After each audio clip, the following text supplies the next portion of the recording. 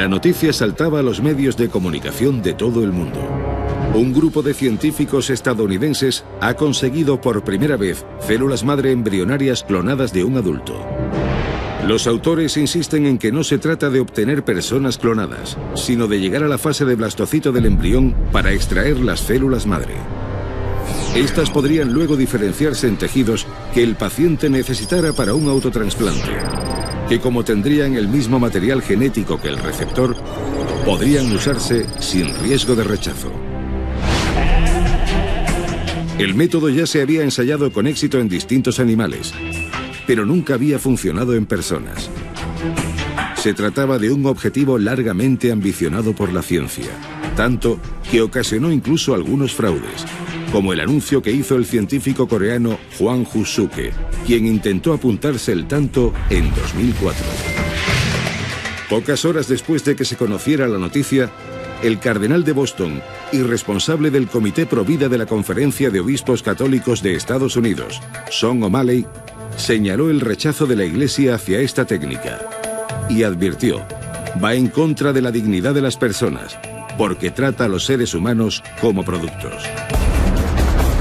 Son muchos los que temen que la posibilidad de la clonación terapéutica que se acaba de confirmar abra la puerta también a la clonación reproductiva, la producción de copias genéticas exactas de un ser humano.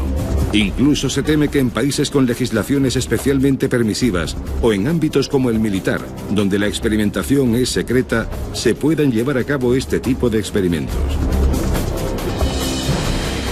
En enero de 2013, el profesor de genética de la Universidad de Harvard, George Church, sorprendía al mundo científico al manifestar que sería posible la clonación de neandertales en muy poco tiempo, siempre y cuando se diera con una mujer lo suficientemente valiente como para cobijar a un embrión de esta especie en su seno. Sus declaraciones sembraron la polémica y al cabo de unos días, Church tuvo que enmendar sus palabras. De momento, la clonación humana es ciencia ficción, aunque se ha dado el primer paso. Otros mamíferos, ovejas, gatos, perros, toros se han clonado. Aún no se ha logrado con monos, los más cercanos a los humanos, pero parece ser que es solo cuestión de tiempo.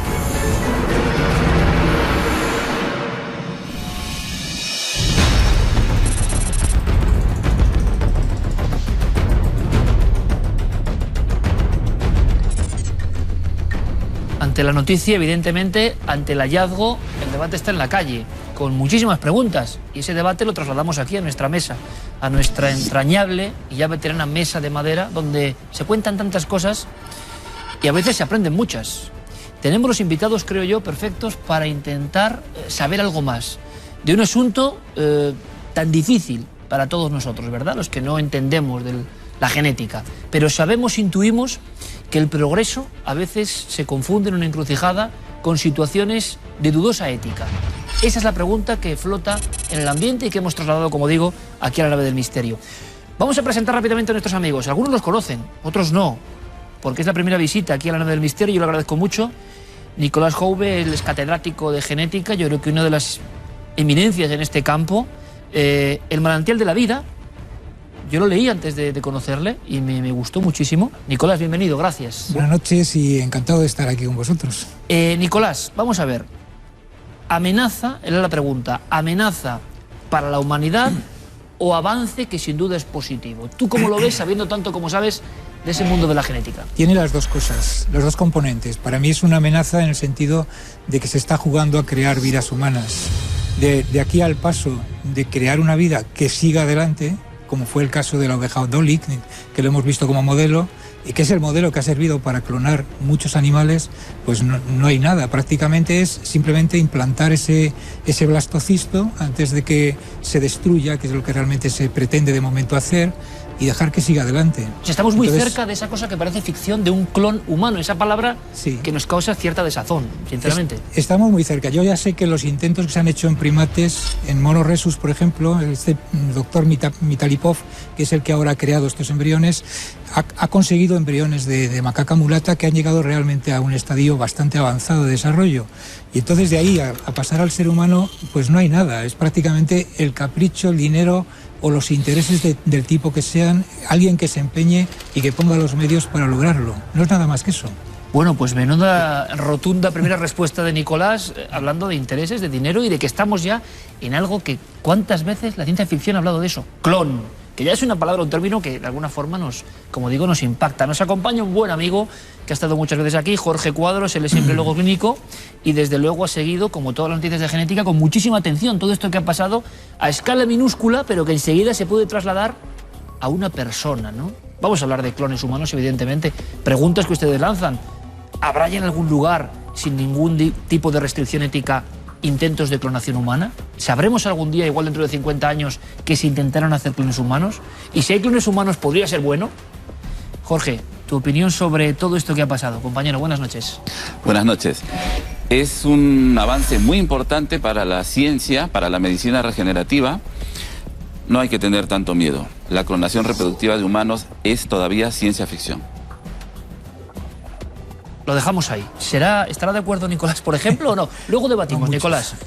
Enrique de Vicente, maestro, ¿cómo estás? Muy buenas noches, encantado de estar aquí en este debate del que tampoco sé, pero que considero tan importante. Claro, porque Enrique no es que sea un experto en genética, pero se está hablando ya mucho de la conspiración en torno a esto, de las posibilidades, de las oscuridades, de la tramoya detrás de esto, que sé que a ustedes les interesa, por eso está aquí con nosotros. Tu opinión a bocajarro.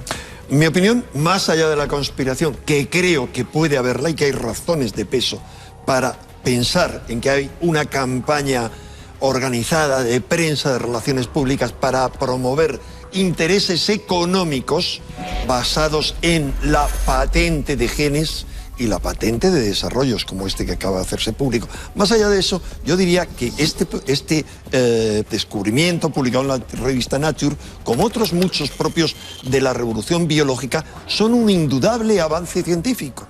Claro, como lo fue el descubrimiento de la energía nuclear, que en ese caso fue conducida inmediatamente a fines destructivos, que nos ha dado muchos beneficios energéticos o en la medicina atómica, pero a la que recordaremos siempre en la historia por Nagasaki, Fukushima, Chernóbil.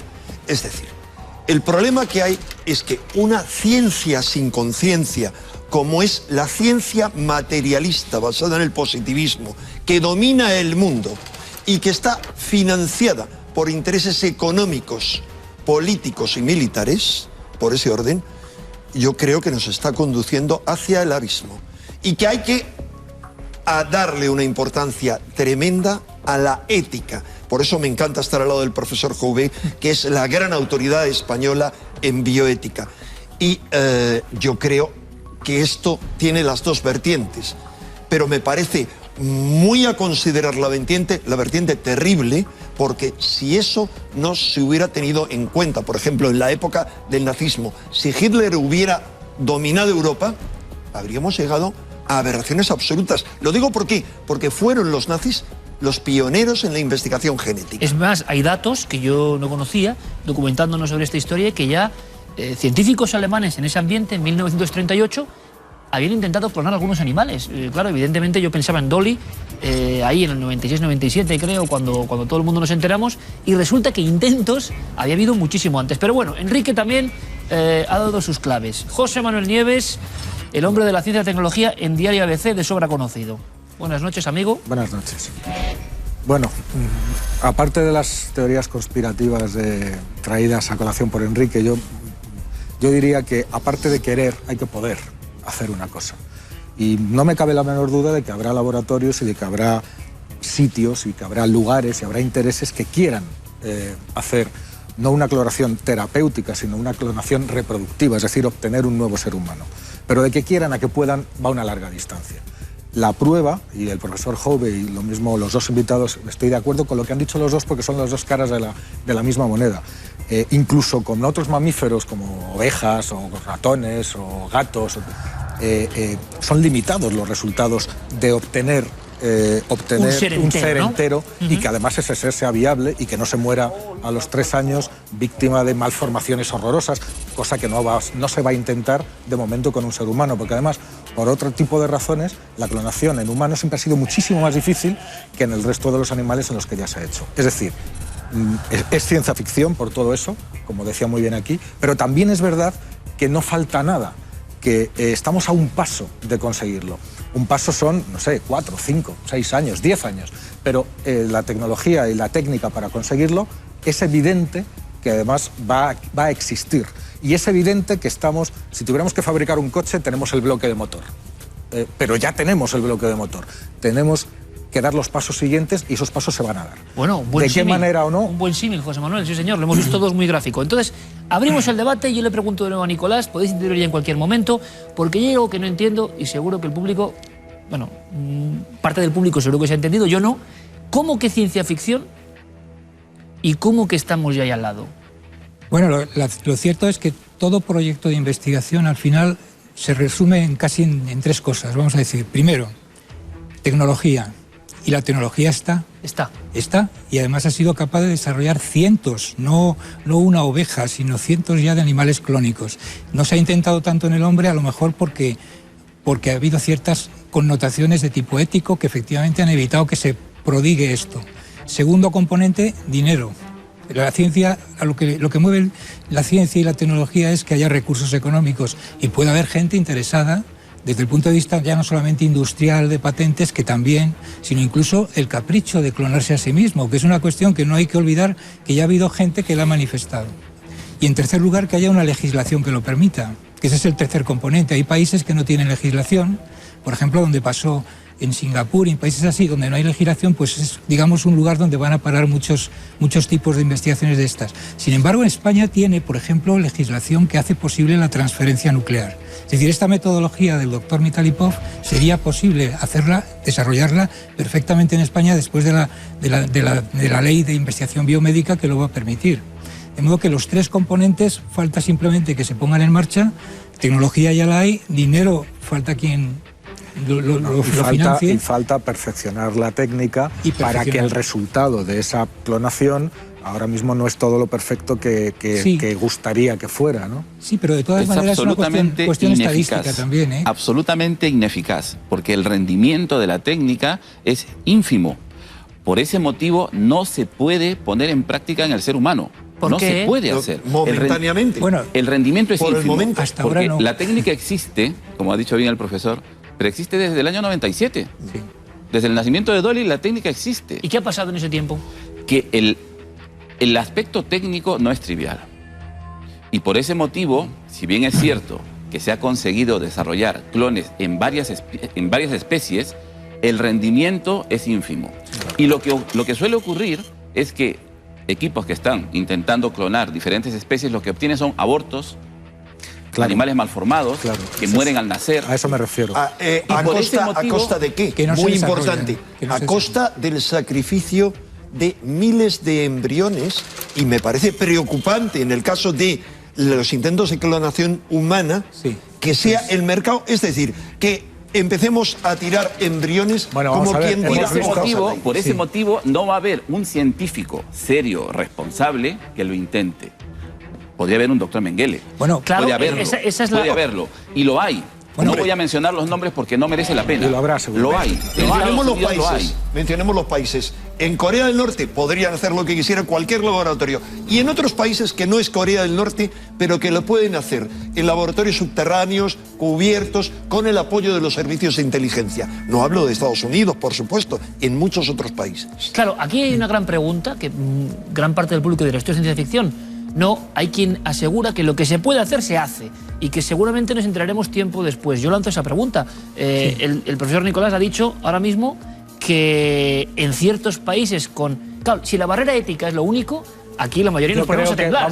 La cuestión es que no puede haber, no debe haber genética sin ética. Pero lo primero que habría que ver, imaginémonos que todas estas dificultades técnicas se superan, como yo creo que se acabarán superando, porque esto que estás diciendo es cierto, pero es el momento actual. Pero no a corto plazo. No, pero a lo mejor en una década o en 2, pero es que eso no es nada. Es decir, me da igual que me digan que vamos a tener clones dentro de 3 años que dentro de 25. No es para eso, la cuestión es ¿para qué?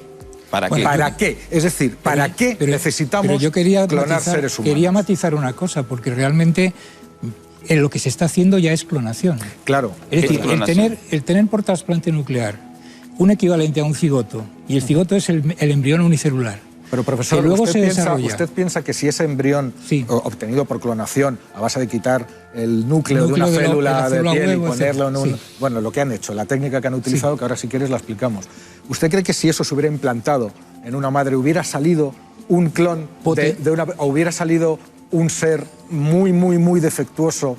Es que el hecho simplemente de que se haya creado ese embrión ya es lo que realmente raya la ética. Que el camino es el mismo, pero en una línea del 1 al 100 estamos en el 1,5. Por el hecho de que estadísticamente no sea muy probable, que no lo es, evidentemente, la oveja Dolly hicieron 600 intentos para que saliera una, y todo eso lo sabemos, pero esos son pasos que se pueden ir mejorando. De hecho, el doctor Mitalipov ha mejorado la tecnología y ha sido capaz de desarrollar embriones humanos. Son embriones humanos. Aquí lo inquietante es que el profesor Nicolás Jouve está diciéndonos, opináis lo que queráis por supuesto, que la técnica está, lo he dicho varias veces, la técnica está, no 1 a 100, José Manuel, la técnica está. No, por lo tanto, 1 a 100.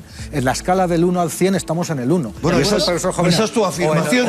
A mí me gustaría oír una afirmación de un especialista. Pero vamos a ver, gran especialista. A medios económicos seguro que más. Hasta obtener con las garantías necesarias, es decir, que salgan individuos completos, sanos, viables, es decir, eso todavía no estamos. Vamos a ver, porque ni siquiera se ha conseguido con animales todavía. Pero el que salga un individuo defectuoso todavía agrava más la situación. El que no salga un individuo viable o que al poco tiempo colapse el desarrollo y tal, pues no deja de ser la creación de un ser humano por clonación prácticamente reproductiva que no va a llegar a término. O si va a llegar a término, le va a pasar como a la oveja Dolly, que murió a los 7 años en vez de a los 15, que debía haber sido lo normal. Dejadme lanzar una pregunta en este momento a Jorge en concreto y continuamos. Y os agradezco mucho la sencillez terminológica. Luego me gustaría preguntarle a Enrique sobre qué ha hablado de campaña. ¿Campaña para qué?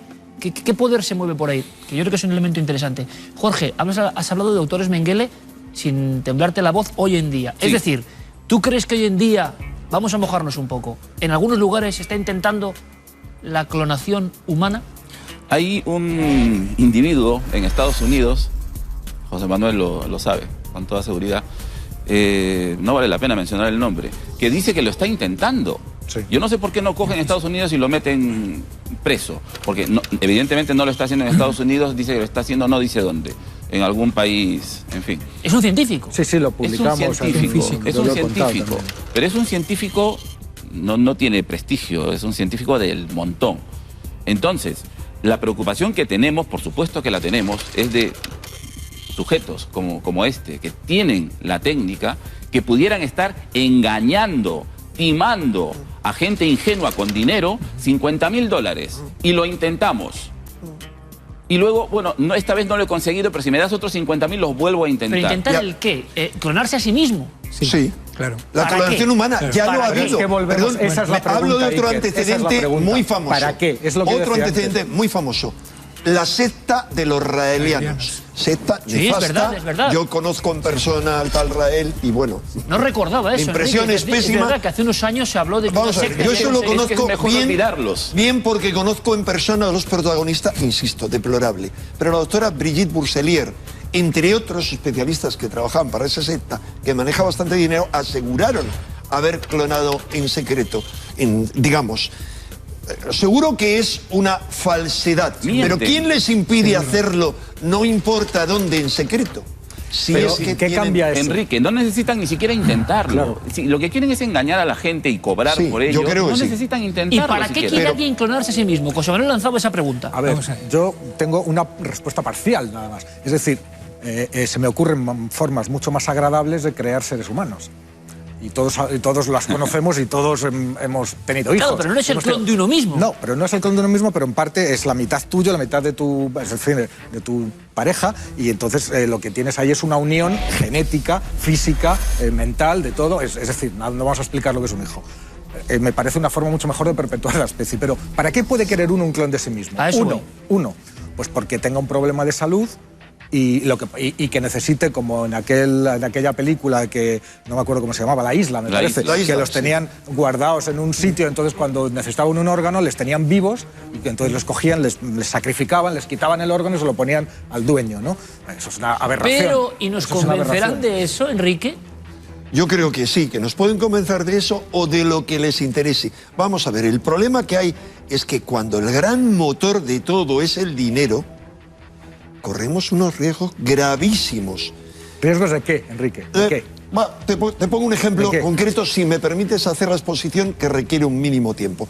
Mínimo, Enrique, por favor. Iker me comentaba semanas antes de empezar este programa, me mandaba una noticia que a mí me produjo auténtico asco, la noticia inicialmente, y era que se acusaba a Angelina Jolie de haber hecho las declaraciones públicas que hizo de que se había extirpado ambos senos en base a una información que le habían dado de que poseía un gen, el EBRA1, que tenía un 90%, un 85% por lo menos de posibilidades de tener cáncer de mama. Bien, decían que ella había participado en una campaña de manipulación. Yo dije, no lo puedo creer. A mí me parece una persona honesta, me parece que es una persona que es un ejemplo en muchos sentidos, pero tras estudiar a fondo el tema, tuve que llegar a una convicción. Había una manipulación. ¿Qué tiene que ver esto con esto? Mucho. Porque el mes anterior había habido la última audiencia ante el Tribunal Supremo relacionada con una querella que hay contra la compañía a la que defiende con sus afirmaciones Angelina Jolie, que es la compañía Myriad Genetics, si me permites termino, porque estoy hablando de intereses muy graves, la compañía esa que tiene patentado el GNS del cáncer de mama y del cáncer de útero.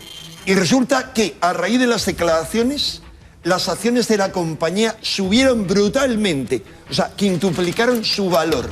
Estamos hablando de dinero y estamos hablando de que quieren influir con esa campaña. Termino sobre el Tribunal Supremo, porque a lo mejor a ti no te interesa que se acuse a las corporaciones. A mí, sí. Hombre, por supuesto que me interesa. ¿Qué ocurre? ¿Que me permites terminar o me quieres acallar? Ante el Tribunal Supremo... Calla, Enrique. Perdona, el Tribunal Supremo se va a decidir, máximo este verano, si está permitido patentar los genes o no. Y es algo a lo que todos nos debemos oponer.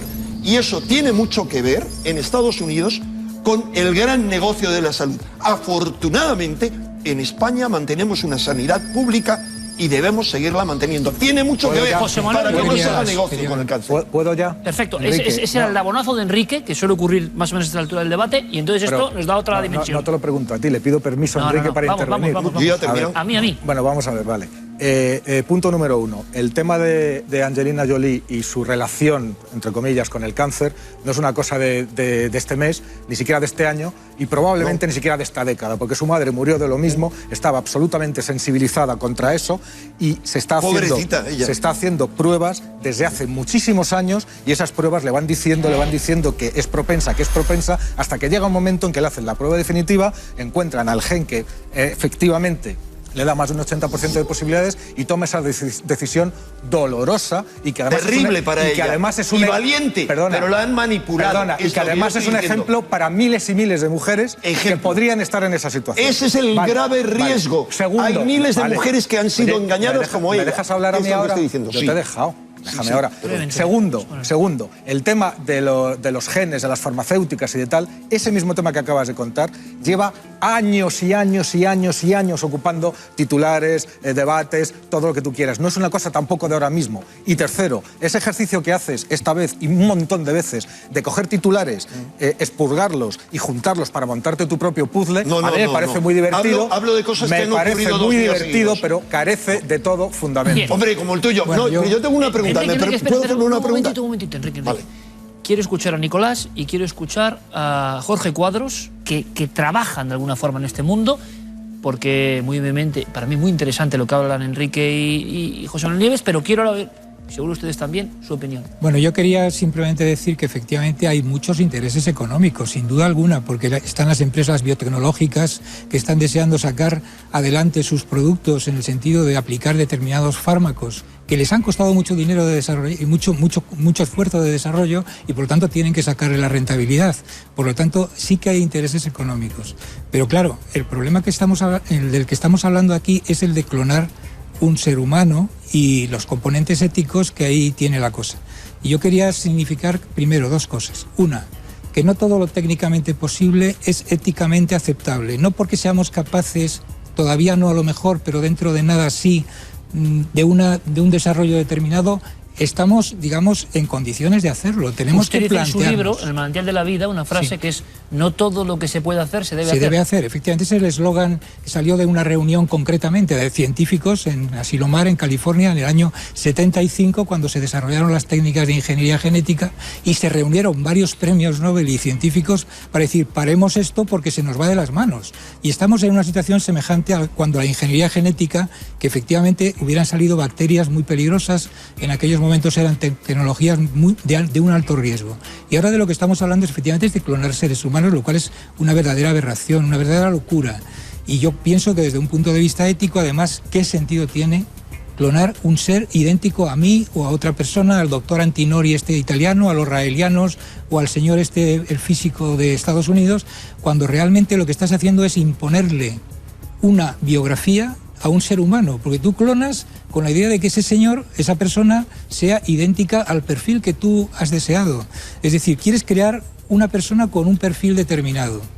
Claro, eso como invento, por ejemplo, para clonar a Einstein o clonar a, yo qué sé, pues a un gran músico, si se pudiera, no nos garantiza que esa persona vaya a salir como Einstein y vaya a salir tampoco como... Claro, porque la gente inmediatamente ve una copia, pero... Es que no solo somos genes, no solo somos genes, somos mucho más que genes. Es importante porque últimamente parece que solo se habla de que los genes determinan y parece que hay más cosas. Así. Quería, con tu permiso, volver al tema original. José Manuel ya hizo en su primera intervención una mención que yo creo que es fundamental. Estamos hablando de clonación, de una técnica de clonación. Pero realmente lo que nos trae hoy es la clonación terapéutica.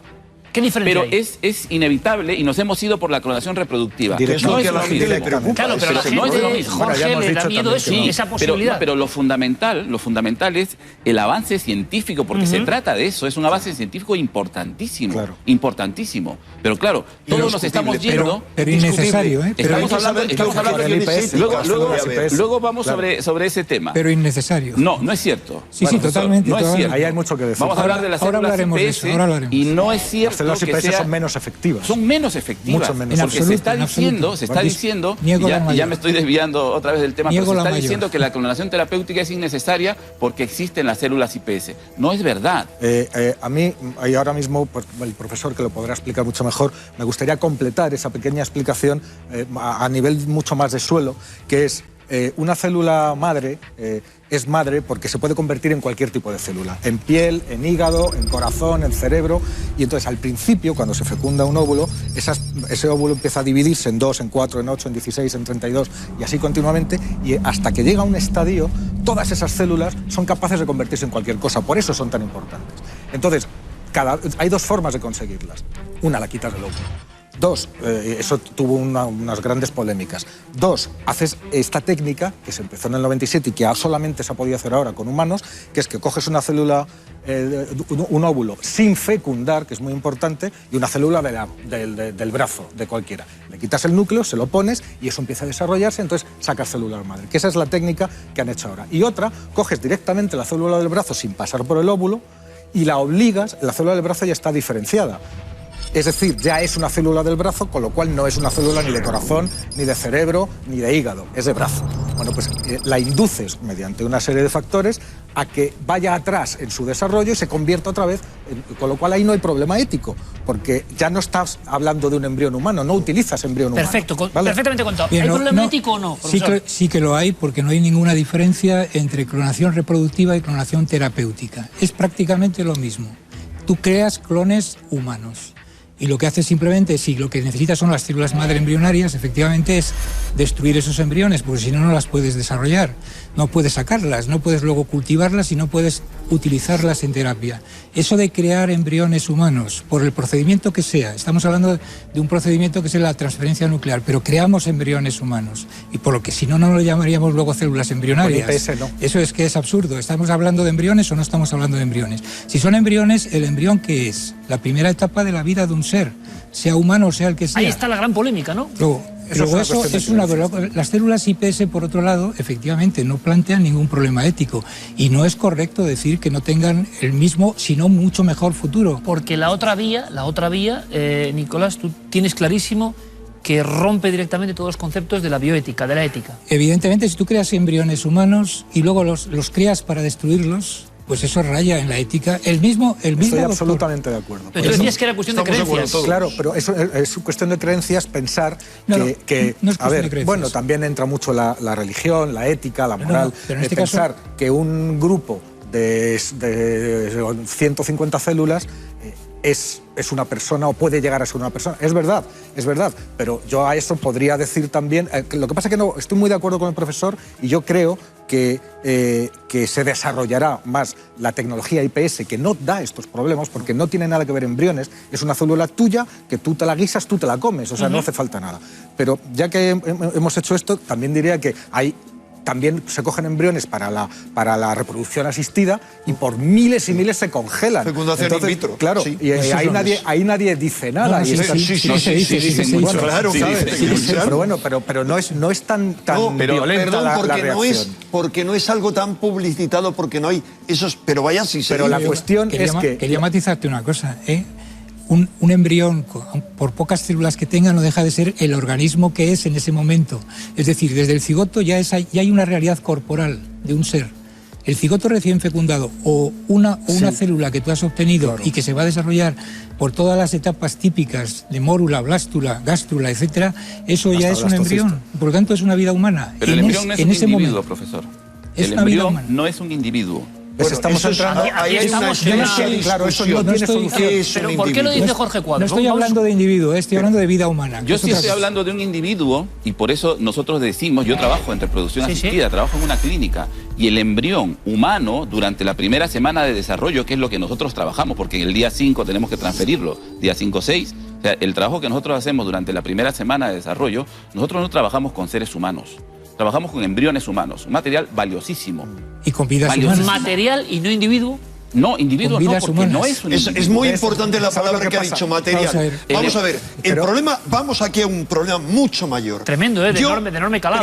Primero, no tengo ninguna duda, tanto yo como cantidad de premios Nobel y de científicos, de que los embriones humanos tienen derechos. Como para mí y para mucha gente lo tienen todos los animales. Sin duda. Y sobre todo los animales más parecidos al ser humano, como los grandes simios. Hay muchos otros y nos científicos, negamos en redondo a que las empresas los sacrifiquen en experimentos en laboratorio, como los sacrifican de forma terrible, sometiéndoles a verdaderos martirios. Hay muchos científicos, una corriente muy grande de científicos que, sin embargo, también es respetable, consideran que no se puede hablar de un ser humano hasta que empiezas a desarrollar sistemas nerviosos. Que no estoy hablando de ser humano, que yo digo que también los animales tienen derecho, que es que yo estoy defendiendo la vida en general.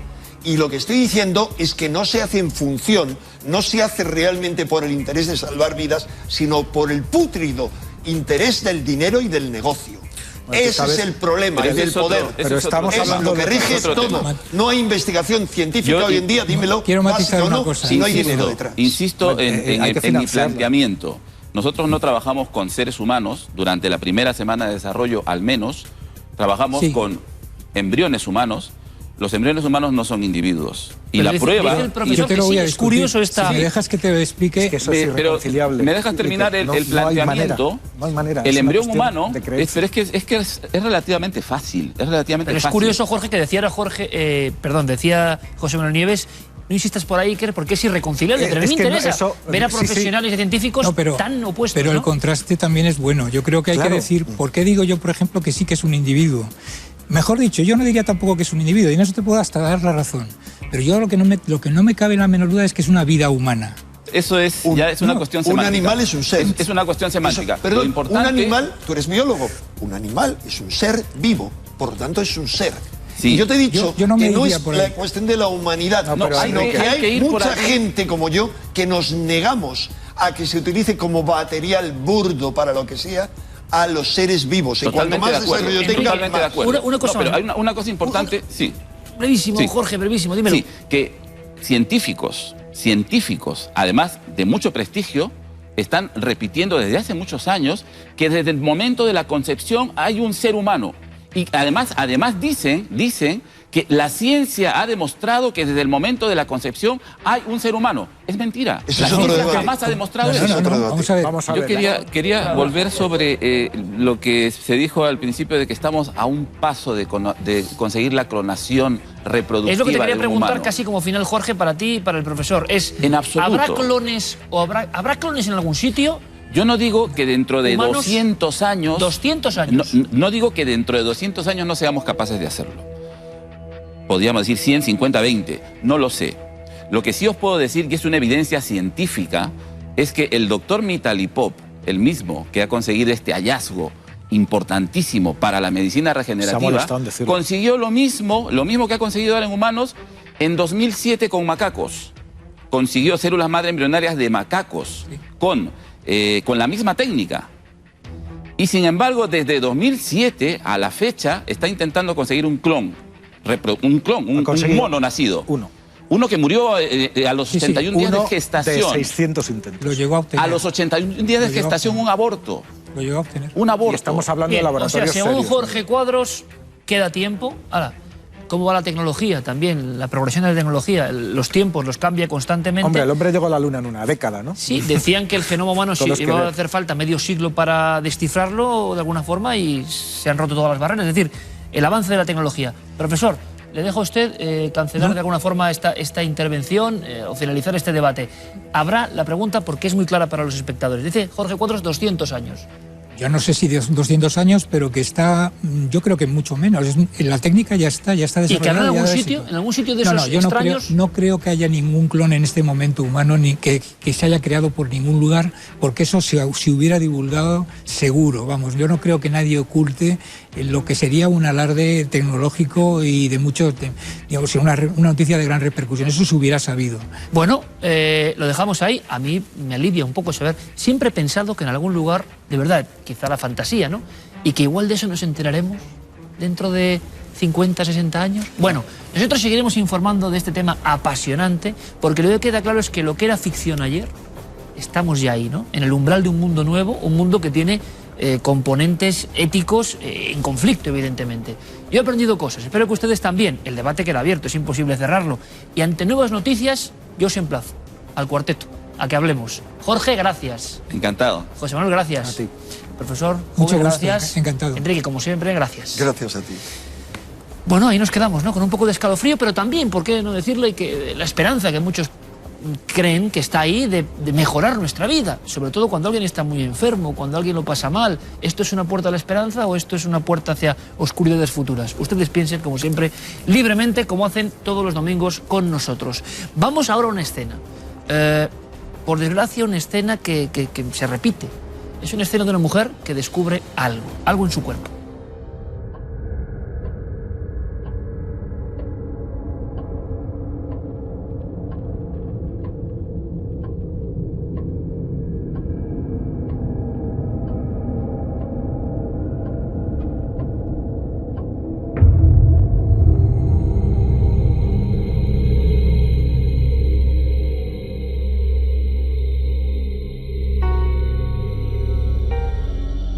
Esta noche, para contarnos su historia, nos acompaña Susana Engels. Está aquí con nosotros. Le ocurrió algo en Valencia que quiero que descubran con todos nosotros, y sobre todo su interpretación de los hechos, como siempre ocurre y como últimamente estamos haciendo cuando subimos a esta área más íntima y más especial del programa, es porque creemos que el testimonio además tiene una serie de elementos muy interesantes para todos ustedes y que seguramente provoque un efecto de empatía, que muchos de nuestros espectadores vean que si no fue igual, les han ocurrido cosas similares, cosas que se suelen callar, que habitualmente no pasan del círculo familiar, porque hay que ser, lo digo siempre, un valiente, una valiente para contar abiertamente lo que a uno le ha pasado. Pero es una gran verdad, y como gran verdad lo que se siente en ocasiones es casi inexplicable. Por eso agradezco doblemente el esfuerzo de todas las personas, de toda condición, que se sientan aquí. Susana, bienvenida, buenas noches. Buenas noches, Iker. Gracias por acompañarnos. Hemos visto antes una serie de escenas que además, bueno, pues no voy a decir que sean habituales, pero ocurren. Muchas mujeres que se encuentran a veces con la angustia de descubrir algo en su cuerpo, en el pecho, que les inquieta, como es lógico, como es normal. Pero vamos a hilar todo eso con una experiencia que yo creo que es tremenda, impactante, por diferentes motivos además, ¿no? Y a mí me gustaría que nos contases cuándo sucede esto, dónde estás en concreto, y que es un día, me imagino, como otro cualquiera, ¿no? Absolutamente normal en tu vida cotidiana. Pues sí, que eres un día cualquiera, es un día después de comer, en una casa en Valencia, en un barrio de Valencia, y yo pues estaba sentada en una butaquita, pues tipo esta,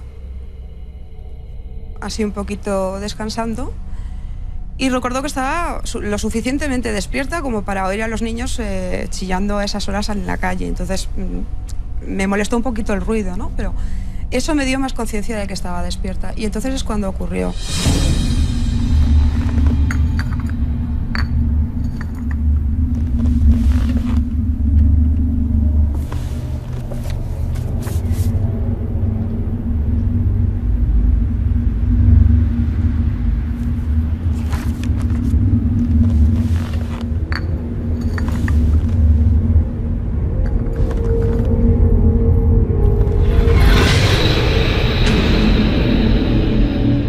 A 3 metros, yo miré hacia mi derecha, hacia mi izquierda en este caso, y entonces vi esta cosa. Y le llamo cosa porque no sé cómo llamarle. Yo lo vi como una mujer, ¿vale? Una mujer además de carne y hueso, bastante grande. En ese momento, la primera sensación la primera sensación que notas es un terror increíble, puesto que es una imagen que se te planta delante y no sabes realmente lo que te está ocurriendo. Yo le vi algo familiar, sin embargo no le di vamos, importancia a la familiaridad en un momento en el que no solo tenía miedo, sino que encima se juntó una paz, una sensación de paz increíble. ¿Cómo se explica eso, Susana? Esas dos sensaciones tan encontradas. Tú sentada, esa figura a 3 metros en tu domicilio, no puede ser. ¿Qué te pasa por dentro en ese momento? Pues en ese momento pienso para mí misma, ¿qué es esto? ¿Qué pánico? ¿Qué miedo? ¿Qué terror? Pero qué a gusto estoy, qué paz más grande. Son dos sensaciones imposibles de tener para mi entender. Y sin embargo las tuve. Y sin embargo muchas personas, muchísimas personas, Susana, y esto los seguidores de Cuarto Milenio lo saben, de otro tipo de casos, a veces relacionados con luces y seres o visiones dentro, sienten también eso. Por un lado, algo que les produce un miedo humano tremendo, pero por otro, quieren seguir observando eso. No hay ningún ruido, no hay nada. Esa mujer se ha plantado delante, llega a moverse, llega a avanzar desde algún lugar, se queda quieta, te mira, cuéntanos. Bueno, en principio se queda inmóvil, como yo, totalmente inmóvil en las dos, y me mira. Y en ese momento alarga su brazo y me señala. Y señala aproximadamente a mi pecho izquierdo.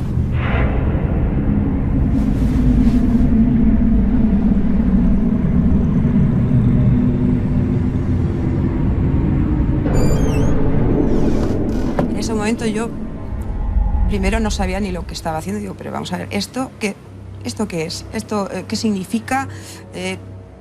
Lo primero que hice fue coger las llaves de casa. Obviamente mirar si había alguien por mi casa, no vaya a ser que... Y efectivamente allí no había nadie y me fui corriendo a la calle y estuve dando vueltas, además con mi mente escéptica, científica, a ver, Susana, lo que ha ocurrido, esto te lo tienes que haber inventado, pero si la tenías delante, ¿qué significa todo esto? ¿Quién era? ¿Qué? En fin, ya no le, digamos que no le di tanta importancia como a lo mejor otras personas que creen directamente en estas cosas y dicen, bueno, se me ha parecido pues un santo o un fantasma o un familiar. Eso es muy importante, Susana, porque eso. tú nos estás demostrando que tienes desde siempre una mente analítica, una mente racional, una mente, lo has dicho tú misma, escéptica, sí. Ayer, hoy y siempre. Sí. Tú lo que tienes claro, Susana, en esta visión que estamos casi viendo entre todos, ¿no?, de alguna forma recreada por nuestro equipo, es que esa figura no solo es una visión, digamos, nebulosa, sino que es muy clara, que es como si alguien hubiese entrado en tu casa y se hubiese plantado ahí delante de ti y te señala una parte de tu anatomía tan precisa, ¿no? Es decir, no es señalarte de arriba abajo, no es señalar un punto de la casa, ¡pum! Además es algo que yo no lo entiendo. Porque claro, es como si te hicieran a ti. Sí, sí. Y tú dices, bueno, ¿qué me estás haciendo? Pero claro, en ese momento tienes tantísimo miedo que ni piensas. De hecho, no pensé. Y fue, la verdad, fue un momento clave en mi vida en el que yo pensaba que iba hacia algo malo, realmente.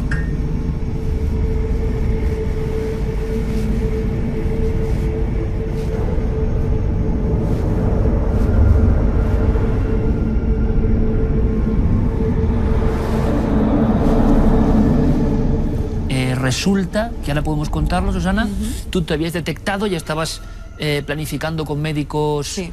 Cuéntanos un poco, ¿había ocurrido algo? Como decíamos, ¿no? Que le ocurre a tantas mujeres y que por fortuna se ha avanzado en eso y hay una serie de políticas y digamos que en el inconsciente colectivo está lo de cuidar mucho estas cosas, pero claro, esa mujer sola que se descubre algo en el pecho y la intuición, ¿verdad? La corazonada, personal, intransferible, de que algo no va bien. Eso había ocurrido un poco antes de esta aparición. Bueno, este bultito yo lo había detectado hacía pues unos 3 meses, si no más. Lo que pasa es que soy una mujer pues como muy callada en ese sentido. Además, no suelo ir al médico por cualquier cosa. Son cosas muy íntimas. Sí, son cosas muy íntimas. Tienes miedo, en ese momento tienes miedo. No soy especialmente miedosa, pero cuando notas algo así dices, uy, cuidado, puede ser, no puede ser. En fin, estuve un poquito preocupada. Yo pues habitualmente pues me lo notaba y a diario pues lo tenía ahí en cuenta, ¿no? Perdón, crecía. Y entonces yo tenía fecha con el médico, de hecho.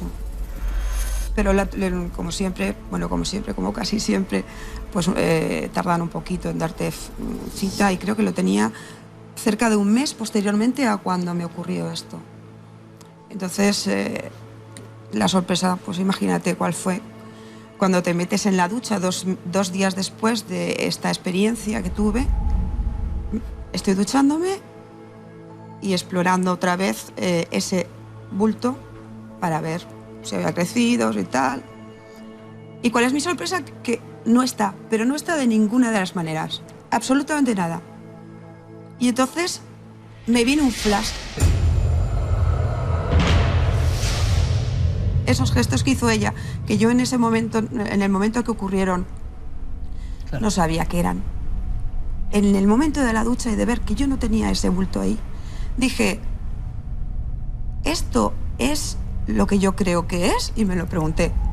Esta señora señaló a mi pecho, luego se señaló el suyo y se fue. Razonando, un poquito es razonarlo de a mi forma en aquel momento, pensé, esta señora, sea lo que sea, vino a llevarse un mal. O sea, señaló mi mal y se lo llevó con ella. Y sin embargo, esta experiencia que os estoy contando no sirvió para tenerme, digamos, con los pies en el cielo. Mira, me ha ocurrido un milagro, llámalo milagro, o soy una iluminada, o cualquier cosa así, ¿no? Con todos mis respetos hacia los mediums, los videntes, todos mis respetos hacia ellos. Sino muy al contrario, sigo buscando el significado de las cosas. Y a día de hoy, Susana, casi 20 años después, recordamos esta historia impresionantemente humana, y además a mí me gustaría, pues sabemos, ¿no? Y todos hemos conocido y sabemos lo que es esto, sabemos lo que es la intimidad de la mujer y los problemas que puede haber. Sabemos, por tanto, que puede haber personas, ¿no?, que no entiendan, ¿no?, cómo alguien se va a inventar esto en sí, ¿no? Lo delicado del asunto que estamos tocando. Es muy difícil tocar estos asuntos y lo estamos haciendo con todo el respeto y Susana lo está haciendo con toda la naturalidad. En este ámbito tan importante para una mujer, ¿cómo vas a conjeturar con este tipo de cosas? Es algo tan claro, te ha parecido, y la pregunta es, ¿y hoy, 20 años después, qué es lo que piensas? Es decir, ¿sigues manteniendo esa posibilidad de que por algún motivo que tampoco entendemos, ¿no?, alguien, a algo que también tú intuías que no era muy bueno, vino para llevárselo? Bueno, yo tengo que decirte que la señora que vi y que me parecía familiar me recordaba mucho a mi abuela en ese momento. Mi abuela había fallecido justamente 3 meses antes. Y a pesar de no ser una persona robusta, ni tener el cabello ondulado y largo, sí que me resultó familiar. Dije, ¿había algo? Sí, había algo que me decía que era muy familiar y me acercaba a ella. Susana, ¿qué podríamos decir? Porque yo creo que es una oportunidad también única, y está claro el testimonio, a todas esas personas que pueden dudar, que pueden decir, lo soñaste, esto no puede ser, esto no puede ocurrir, son fantasías, estabas en un duermevela. ¿Tú ahora qué les dirías directamente? Porque creo que en el fondo, todo, a pesar del miedo inicial, toda esta experiencia al final ha sido positiva, ¿no? Y cambia la vida de alguna forma, ¿no? Y cambia la percepción de las cosas. ¿Qué les podríais decir a todas estas personas que ni siquiera contemplan que esto pueda ser así? Pues que esto le puede pasar a cualquiera. En cualquier momento, creas o no creas. Estés con lo paranormal o estés con lo científico. Y te ocurre y a lo mejor pues le puedes dar el sentido que quieras darle. Igual es razonal, es decir, puede haber sido una alucinación a tu parecer o lo puedes haber vivido de otra forma. O sea, no tiene por qué tener el sentido que tú... es el sentido que tú quieras darle. En cualquier caso, lo importante es tener en el fondo fe en que hay algo efectivamente que no conocemos y que no sabemos si se llama aparición, fantasía, mente, espíritu. Lo hay, indudablemente lo hay. El nombre no lo conocemos y la explicación yo creo que la ciencia la dará con el tiempo. Creo que por fortuna, después de todo esto, no has vuelto a tener ningún problema así importante. En absoluto. Una mujer bastante sana hasta el momento. Y por supuesto que seguirá así. Exacto. Susana, muchísimas gracias por tu rotundidad al contarlo, por tu mente escéptica que nos muestra cómo a veces incluso las mentes que no incluyen esto se encuentran con esto. Vaya. Y que muchas veces, a pesar del miedo, también está esa paz, que igual también tiene algo que ver con lo que en el fondo está ocurriendo en tu cuerpo, ¿no? Efectivamente, es posible. Susana, muchas gracias. A vosotros. Muchas gracias. Un testimonio tremendamente humano. Sabemos que es un tema, repito, muy delicado y por supuesto aquí no pontificamos sobre nada. Simplemente, Susana nos trasladó esta historia, la ha contado con este argumento, con esta serenidad, y a mí me da que esto puede incluso ayudar. Claro que sí, claro que sí. Gracias, por supuesto. Nosotros continuamos con muchos más contenidos, reflexionando sobre lo que hemos visto. ¿Quién era esa mujer? ¿Quién era? ¿De dónde venía? ¿Por qué esa familiaridad? ¿Por qué señalar? Y luego llevarse de alguna forma eso que inquietaba. Bueno, una hermosa historia que mezcla el impacto, el miedo y un resultado muy positivo. Ojalá ocurran muchas de estas apariciones que se llevan el mal. Nos gustaría mucho que fuesen mucho más frecuentes. Continuemos con más cosas en Cuarto Milenio.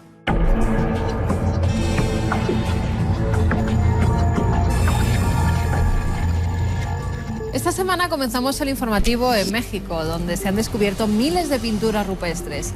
El hallazgo se ha llevado a cabo en una de las cuevas de la Sierra de San Carlos. Se trata de dibujos de personas y animales, así como escenas astronómicas. Están hechos en color amarillo, negro, rojo y blanco y además se hallan muy bien conservadas. Antes se consideraba que el área donde se hizo el descubrimiento estaba deshabitada en la antigüedad. Pero tras este hallazgo de las pinturas rupestres, los científicos sugieren que más de un grupo, probablemente de cazadores y recolectores, vivió en esas áreas. Ahora los especialistas van a someter a algunas de estas 5.000 pinturas a análisis químicos y de radiocarbono para datar su edad. Y vamos con más pintura, en este caso de uno de los cuadros más conocidos del mundo, el de la Mona Lisa. Según el historiador italiano Silvano Vicenti, en la famosa obra de Leonardo da Vinci se esconde en sus ojos un código misterioso. El experto cree que en la pupila izquierda de la Gioconda se esconde la clave de la identidad de la modelo en la que el pintor se inspiró. Al parecer, cree que el pintor renacentista trazó las letras L y V, que podrían ser las iniciales de Leonardo da Vinci, en el ojo derecho, y números minúsculos y las iniciales C y E en el izquierdo. La teoría principal es que Lisa Gherardini, esposa de un mercader florentino, fue la modelo, pero el investigador italiano cree que se trata de una mujer de la corte de Ludovico Sforza, el duque de Milán. Un militar retirado estadounidense ha revelado el encuentro con extraterrestres que tuvo en la década de los 50.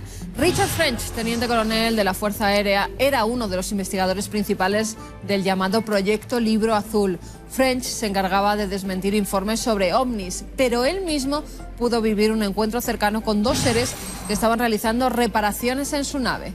Sus superiores le mandaron a investigar unos avistamientos que se estaban produciendo en la ciudad canadiense de San Juan de Terranova, y allí fue testigo de cómo a unos 20 metros de la costa había dos naves circulares cada una de unos 5,5 metros de diámetro, flotando debajo de la superficie del agua, y 2 seres junto a ellas.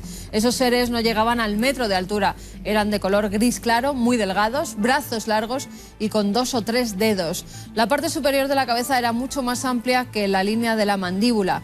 Los ojos eran muy inclinados y no se podían ver pupilas en ellos. Después, una de las naves subió a la superficie y se marchó. 20 minutos después volvió para luego desaparecer otra vez junto con el otro objeto. Y acabamos con un nacimiento, el de un rinoceronte blanco. Ha nacido en el zoológico de Taronga, en Australia, y la noticia ha dado la vuelta al mundo, ya que se trata de una especie casi desaparecida. Es un macho que aún no tiene nombre, pero está en muy buen estado de salud. La población de rinoceronte blanco está amenazada por la caza furtiva, alentada por la demanda de sus cuernos, sobre todo en China, donde son apreciados para la medicina tradicional. La Fundación Internacional Rinocerontes indicó que unos 2.000 ejemplares han muerto en África a manos de los cazadores furtivos desde el año 2006. Bueno, esto tenía que ser una noticia insólita, aunque es una noticia verdadera. Para Mundo Insólito, el que traemos ahora.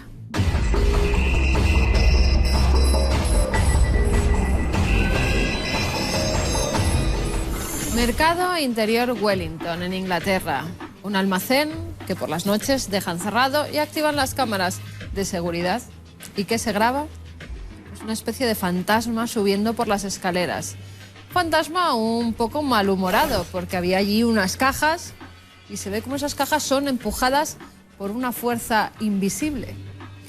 No se lo podían creer cuando revisaron esas cámaras. Parece que verdaderamente alguien las empuja porque van cayendo poco a poco. Dice que ya han pasado cosas extrañas en ese almacén y que creían que algún ser habitaba entre esas 4 paredes. Y ahora parece que por fin las videocámaras han podido captarlo. Y si ustedes son amantes de lo paranormal, pues conéctense a esta web de citas extrañas, paranormales, misteriosas, llámenlo como quieran. Lo que es una página donde la gente se apunta para conocer a otras personas con las mismas inquietudes. Hay varias cosas. ¿Que le van los ovnis? Pues a los ovnis. Los monstruos, lo paranormal, las ouijas. Bueno, según la especialidad que usted elija, puede quedar con otras personas para visitar cementerios, para hacer la ruta de Jack el Destripador, para irse a buscar el monstruo del lago Ness. Que si no tiene nadie con quien hacerlo, nada, apúntese a esta web y tal vez además surja el amor. Y acabamos con un teórico de la conspiración, Alex Jones. ¿Qué dice? Pues que el tornado de Oklahoma, que además ha acabado con la vida de tanta gente y ha sido tan devastador, que no ha sido un fenómeno natural, que ha sido provocado por el gobierno. Es decir, que el gobierno se dedica a hacer tornados que destruyan ciudades enteras. ¿Y por qué dice esto? Dice que es muy raro, que siempre que hay este tipo de tornados se ven una especie de naves pequeñitas, extrañas, sobrevolando por esas localidades y también helicópteros que parecen ser gubernamentales. Total, que ya no hay fenómenos naturales, que todo lo provocan los gobiernos. Teoría de la conspiración, eso es lo que trata Santiago Camacho en su Cara Oculta.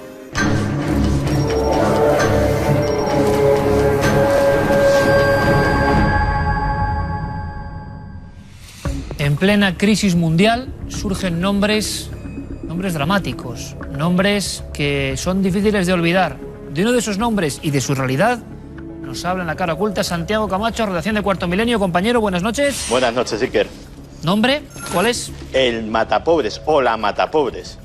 ¿Qué es? La matapobres es, si ya en Grecia están atravesando una situación dramática, víctimas de lo que podríamos casi calificar como un apocalipsis económico, pues la cosa se ha ido a poner peor todavía con la aparición de una droga nueva que está arrasando en los barrios más humildes de Atenas y de otras ciudades griegas. La denominan la matapobres. ¿Por qué la matapobres? Pues porque es extremadamente barata, está afectando pues a los núcleos de población pues que tienen menos recursos y directamente te mata en 6 meses. Para que te hagas una idea, los expertos estiman que esos 6 meses de consumo de esta nueva droga, que es una metanfetamina cristalizada de fabricación casera, pues equivalen a 20 años de adicción a la heroína. Es una estadística terrible, ya van muchísimas víctimas en Grecia, y lo que ahora alarma a las autoridades europeas es que el consumo se pueda extender y pueda traspasar las fronteras de este país. Claro, Santi, tú nos hablabas hace ya unos meses, recuerdo en el verano, de ese arrebato repentino, el caso aquel del caníbal terrorífico que devoró la cara de otro que se abrió las tripas, esto es muy desagradable, pero fue así, y que todos estaban bajo el influjo de las llamadas sales de baño, nuevas drogas mucho más potentes, pero que generan o catalizan la agresividad. Está pasando en Grecia, la matapobres. Simplemente viendo un poco su composición o algunos de los elementos, nos damos cuenta del sórdido, siempre lo es, ¿no?, el de la droga, pero ya esto es como utilizar cobayas humanas, también lo están diciendo, con los más desfavorecidos, o bueno, los que están, digamos, enganchados a este asunto de las drogas, las más baratas. Se habla incluso de ácido de batería, por ejemplo, entre sus componentes. Una dosis vale entre 3 y 5 euros y efectivamente entre la composición hay cosas como desde elementos que se pueden comprar en droguerías para limpieza, etcétera, etcétera, hasta se ha detectado ácido de baterías, como muy bien decías. Lógicamente los efectos sobre la salud son absolutamente devastadores. Para que te hagas una idea, se han detectado casos que con un solo consumo, con un consumo esporádico de una sola vez, ya se han producido daños hepáticos, daños en el hígado irreparables de por vida.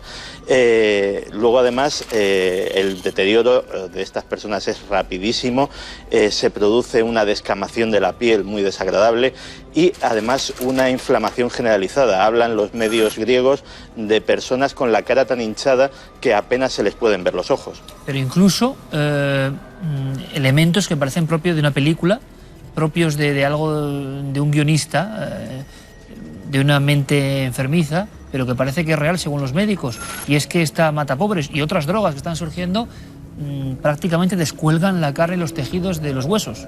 Sí, en realidad la matapobres, digámoslo así, afecta simplemente a la piel, pero efectivamente surgen erupciones, surgen dermatitis muy agresivas, pero si tenemos que hablar de deterioro físico importante tendríamos que movernos de país e irnos a Rusia. En Rusia lo que está sucediendo es que está arrasando una droga que se llama el cocodrilo, el cocodril, como lo llaman allí, que surgió hace unos años en Siberia, se está extendiendo por todo el país, ya está extendiéndose por el resto del este de Europa y entre sus efectos más terribles es posiblemente una necrosis generalizada, una necrosis sobre todo en las extremidades.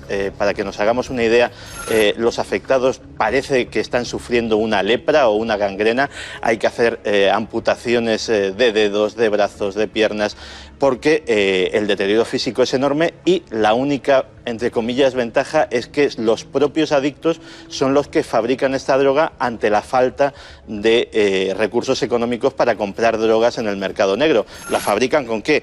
Pues con jarabe de codeína mezclado con gasolina, con decapante de pintura, ácido clorhídrico, yodo, fósforo rojo, imagínate el cóctel. Cóctel mortal, evidentemente, y también la fuerza incluso semántica, ¿no? Los términos que se emplean, la matapobres o el cocodrilo, imagino por cómo devora la carne. Esto es muy desagradable, pero está ocurriendo y es un problema, según la Organización Mundial de la Salud, y también hay una versión conspiranoica de cómo surgen esos países habitualmente en crisis o en zonas muy remotas. No tiene nada que ver con la circulación de las drogas más o menos conocidas y también fatales, pero se tenía un mapa de eso, ahora ya no. En fin, la verdad es que incluso se han detectado en España, hay que decirlo, fumaderos, como si fuese un poco el mundo del opio, ¿no?, de estas nuevas drogas con, bueno, unos efectos terroríficos. Sí, en Madrid concretamente hace unos días la policía desarticulaba un fumadero de sabú. El sabú es una droga llegada de Filipinas que era muy popular en todo Extremo Oriente, pero que era completamente desconocida en Europa hasta hace poco y que, digámoslo así, también se adapta de una manera perversa al mercado. ¿En qué sentido? Pues dicen, bueno, te la vendemos igual de cara que la droga tradicional, pero el efecto dura una semana entera, una semana sin dormir, una semana de euforia, una semana de subidón, al que luego sigue lo que denominan los adictos el crash. El crash se caracteriza por un periodo de sueño prolongado de casi 24 horas, luego una depresión profunda de varios días e incluso acompañada de brotes psicóticos que a veces son de por vida. Madre mía, ahí está el mapa oculto de las nuevas drogas terroríficas, como pocas, que imperan o crecen en el mundo, y uno piensa en este mundo manejado no sé por qué hilos, desde luego no muy positivos. Nos pone siempre la carne de gallina con la actualidad, que casi ni de cuenta, nuestro compañero Santiago Camacho. Gracias, Santi, como siempre. Hasta la próxima. Muchas gracias, Iker. Bueno, vamos a cambiar el tercio, radicalmente.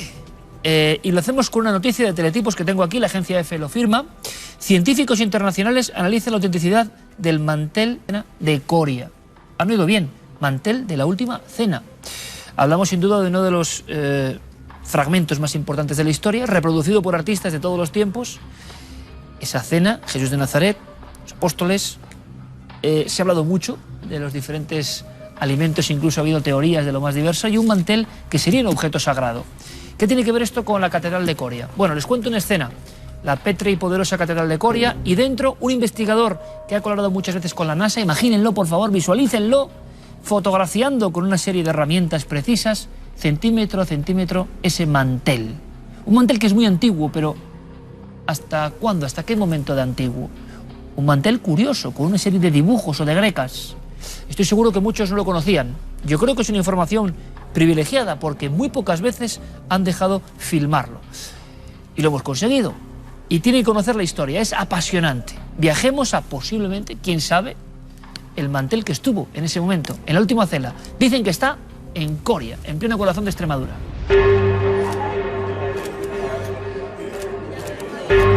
Todos hemos oído hablar de la Sábana Santa de Turín y de muchas otras reliquias relacionadas con Jesucristo que se conservan en diversos lugares del mundo, como trozos de la cruz o espinas de la corona del crucificado. Sin embargo, no muchos conocen la historia del sagrado mantel de la última cena de Cristo, que se encuentra en la Catedral de Coria, en la provincia de Cáceres. Las primeras indicaciones sobre la existencia de esta reliquia se remontan al año 1404. Se trata de una bula de Benedicto XIII, el Papa Luna, en la que se menciona un misterioso arcón. La colección antigua de reliquias de la Catedral de Coria parece que se descubre en el siglo XIV, hacia finales del siglo XIV, enterradas, se dice, en la documentación, en unas arcas.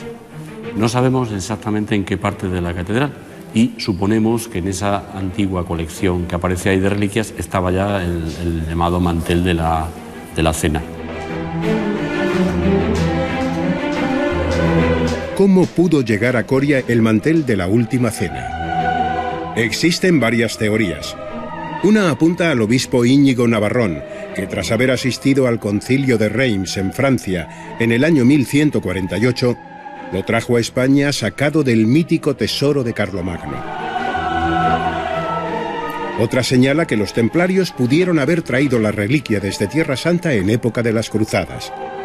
En cualquier caso, el mantel no es una reliquia cualquiera, sino que según la tradición estaba imbuido de poderes mágicos, como la materialización de alimentos.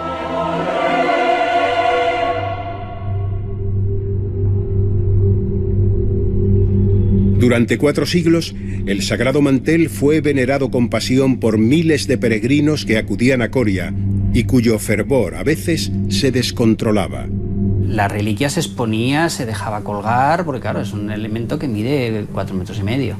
Y entonces se organizó todo un mercado alrededor de eso y al final acaba siendo un tema de orden público. O sea, la gente ya se convocaba alrededor, quería tocarlo, quería tocar a su hijo enfermo, al abuelo enfermo, al hijo para que le bendijera, en fin, empezó a ser un tema de orden público. Cómo se expone desde el balcón que llamamos aquí, desde las reliquias, y la gente que viene a venerarla, debido a que son miles y miles, no caben en la catedral y deciden exponerlo en ese balcón que acabo yo de mencionar para que la gente quede fuera del templo, es decir, y no se preparen o no se formasen los tumultos que se preparaban. Se subían a las rejas, a los bancos, todo el mundo quería tocarlo, todo el mundo quería llegar al mantel y dicen, esto no puede seguir así. Y acabó el Cabildo teniendo que suspender esas exposiciones públicas porque era un motivo de violencia, de intervenir la policía. A los presuntos poderes mágicos del mantel pronto se añadieron las curaciones milagrosas e incluso la capacidad de provocar lluvias en época de sequía. Sí que hay pues la devoción típica de la gente hacia una pieza, pues que a lo mejor en épocas de sequía se sacaba. Sí que lo tenemos documentado, en épocas de sequía se saca el mantel para que llueva, y lo más curioso es que llovía. A finales del siglo XVIII se suspendió el culto al mantel y poco a poco el objeto sagrado fue cayendo en olvido, hasta que en 1960 autoridades religiosas de Coria y Cáceres decidieron solicitar un estudio científico de la reliquia al Museo Nacional de Ciencias Naturales de Madrid. Le realizan una serie de pruebas y que con esas pruebas ellos de alguna forma pueden afirmar la antigüedad del tejido, supuestamente por cómo está hecho la estructura y demás. Inclusive se atreven a decir que le realizan algún tipo de prueba de polen y que ese polen pudiera ser de Palestina. Don Manuel Gómez Moreno, ilustre catedrático de Historia del Arte y arqueólogo, pues, y gran especialista en tejidos, especialmente orientales, dijo que la tela era sin duda oriental.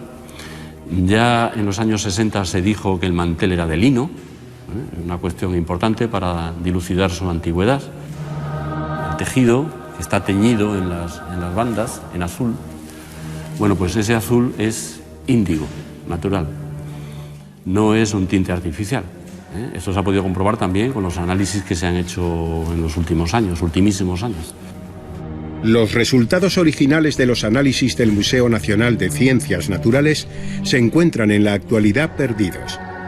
En época reciente, 40 años después de aquella investigación, un destacado científico estadounidense, John Jackson, antiguo miembro del staff de la NASA y que ya tenía experiencia con la sábana santa de Turín, vino a España para investigarlo en los años 2001, 2006 y 2007.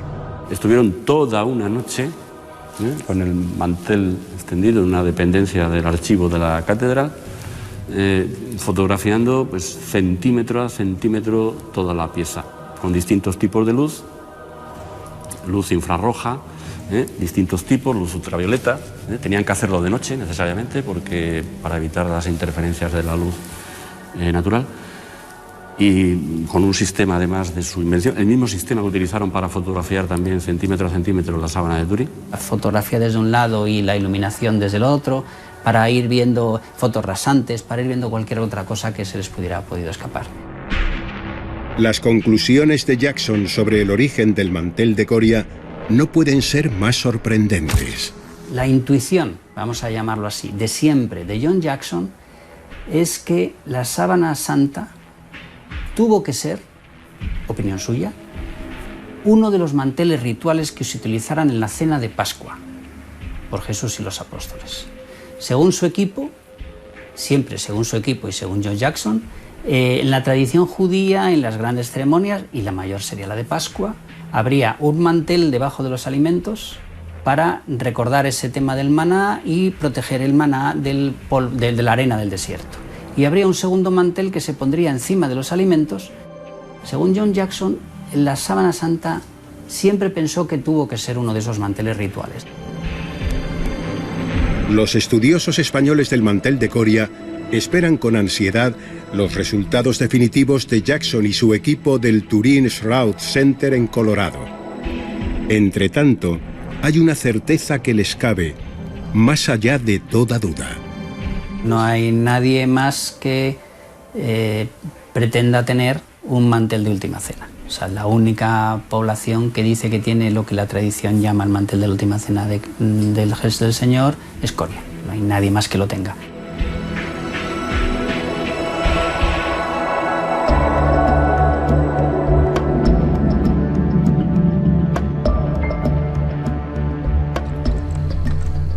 Estoy seguro que están tan sorprendidos como yo.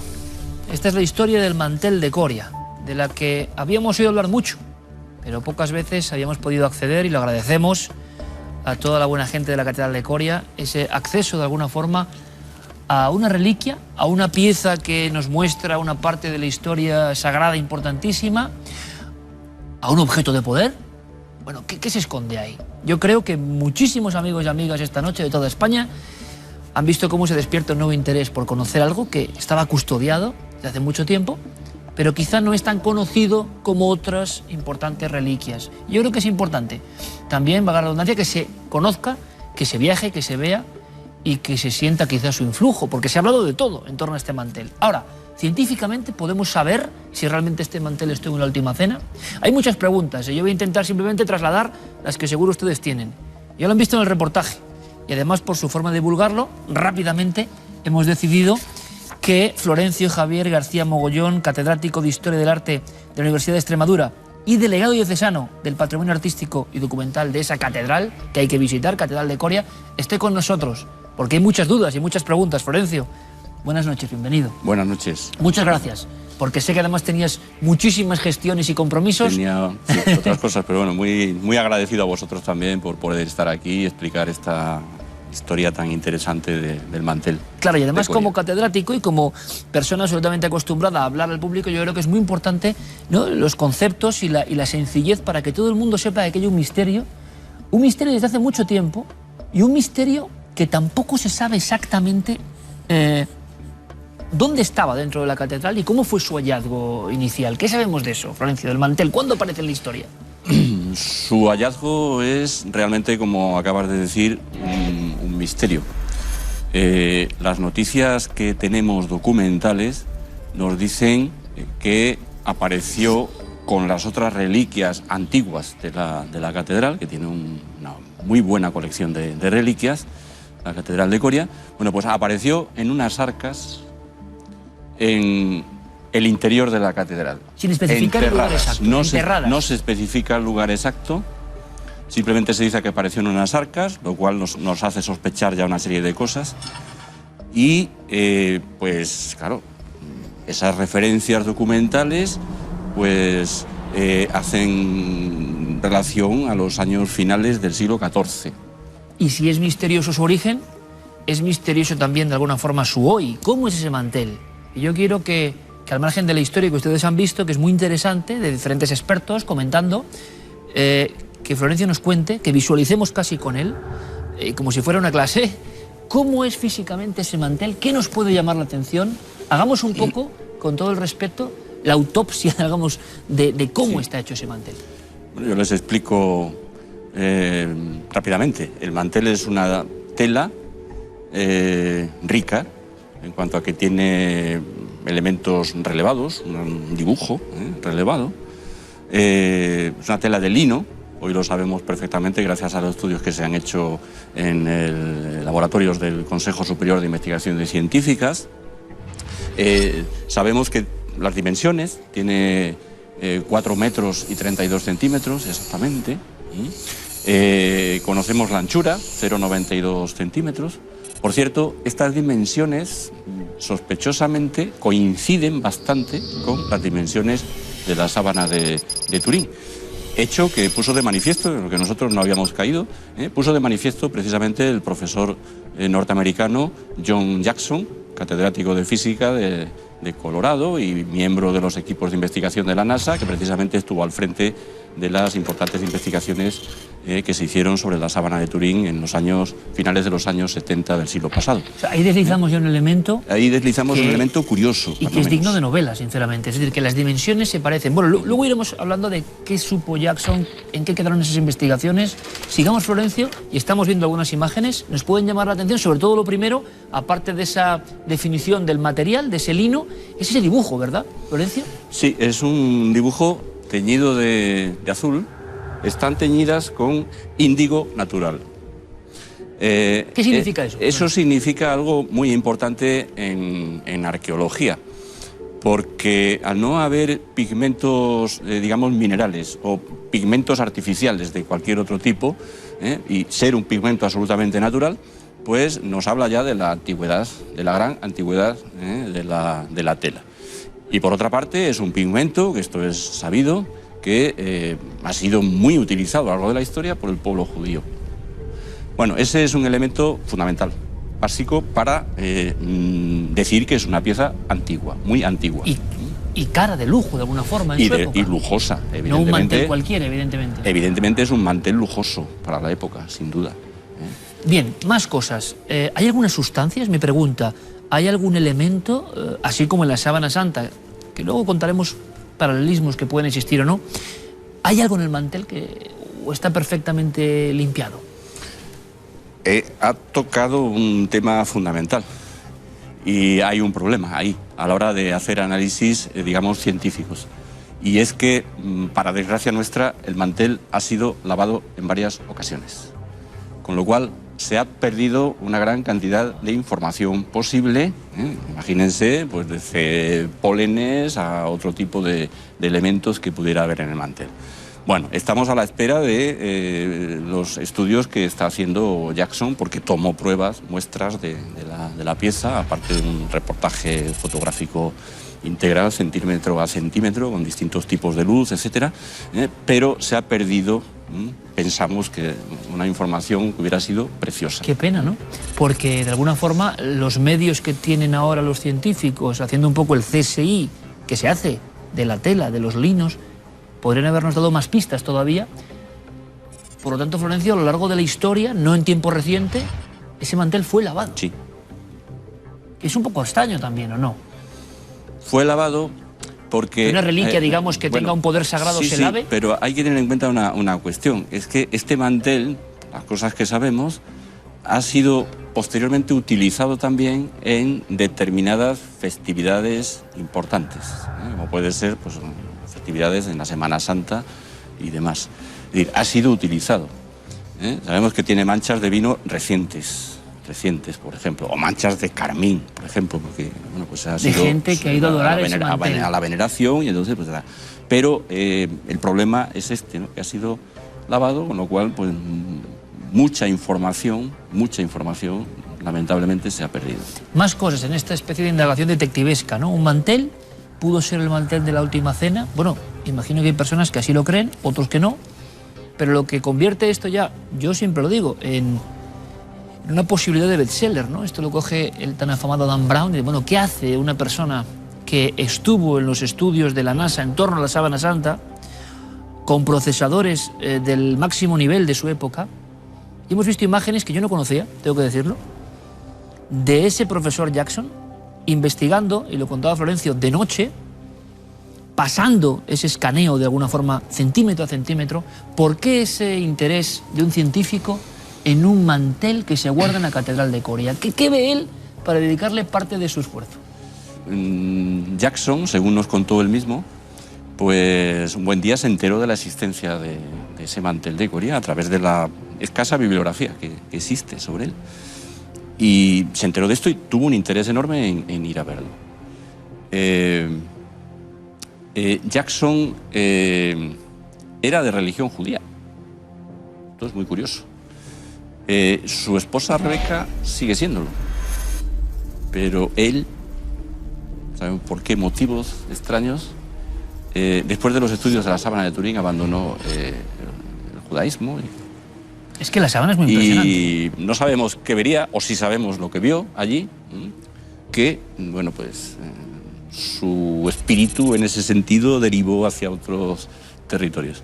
Bueno, y de ahí deriva el interés de Jackson, máxime cuando él conoció, a través de esta bibliografía que existía, conoció las medidas aproximadas de la sábana, y entonces él comparó y empezó a ver coincidencias entre el mantel de Coria y la sábana de Turín. Hasta tal punto que una de las teorías existentes es, comentada por él, el propio Jackson, es que la posibilidad de que el mantel de Coria fuera, interrogantes, el mantel de la cena, mientras que la sábana de Turín fuera el segundo mantel, por así decir. Entonces, bueno, pues cabe esa posibilidad. Es una posibilidad, una teoría. No estoy apuntando yo a que esto sea la verdad absoluta, no, ni mucho menos. Pero puede ser una teoría en relación con el mantel y la sábana de Turín. De tal modo que la sábana, segundo mantel, menos rico, pues en un momento de apremio fuera utilizado para envolver el cuerpo de Cristo. También de lino. También es de lino, etcétera. Cuando, pues, era viernes, el sábado los judíos no trabajan, bueno, pues tiene unas dimensiones adecuadas y esa es la opinión de Jackson al respecto. Y eso es lo que le llamó la atención a él, es decir, esta coincidencia tan extraordinaria en las dimensiones. Y, Florencio, ¿hay más manteles en la historia? ¿Se han reclamado o se ha dicho, este es el mantel, como ocurre que hay otras índoles, ¿no? ¿Hay otros manteles de la Última Cena? Bueno, esa es otra cuestión que trabaja, digamos, a favor del mantel de Coria. Y es que es único. Es decir, hasta donde llega nuestro conocimiento, que creo que hemos rastreado absolutamente todo, pues no hay otro. A diferencia de lo que ocurre con otras reliquias, ¿no? Pues que existen numerosas, ¿no? en el mundo. Hay una cuestión importante, es decir, la Iglesia no dice nada acerca de la autenticidad de la reliquia, ni siquiera lo ha dicho de la sábana santa de Turín, ni siquiera, a no ser que se tenga la auténtica. Normalmente eso para las reliquias más modernas, ¿no? En este caso, bueno, permite la veneración, pero no dice nada en cuanto a su autenticidad o no. Pero, desde luego, es único. Pues yo creo que esta noche cientos de miles de amigos han conocido esa reliquia de pasado, parece que muy movido, intrigante, misteriosa, que ha llamado la atención de científicos no solo españoles, sino de todo el mundo. Y ya eso es una gran historia. ¿Podremos acceder a más datos? ¿El CSI de la ciencia, que ya está trabajando en ese mantel, podrá arrojar un veredicto definitivo? Lo apasionante, no me digan que no, son algunas de las escenas que a veces, soterradamente, porque no se conocen, el gran público no lo conoce, están ocurriendo. Escenas dignas de la mejor ficción, pero que son reales. El mantel de Coria, a partir de esta noche estoy convencido, ya colocado en ese inconsciente colectivo que habla de objetos de poder, objetos capaces quizá del milagro, como algunos creen, objetos que fueron importantes en la historia antigua y en la presente. Ojalá podamos saber mucho más. Florencio, muchísimas gracias y que sea bueno y que sea un argumento incluso para visitar un lugar tan potente, ¿no? Y tan sagrado y tan bonito como es Coria. Gracias por tu visita y hasta la próxima. Muchas gracias a vosotros y en nombre también de todas las muchas personas que están detrás de toda esta aventura. Bonita aventura, claro que sí, de las que merecen la pena para intentar llegar a una respuesta. Y del mantel de Coria, que ya forma parte, ¿no?, de alguna forma de los misterios españoles en todo su amplio sentido, continuamos con muchas más cosas, proseguimos con más contenidos, con más historias, con más investigación, como siempre, en Cuarto Milenio.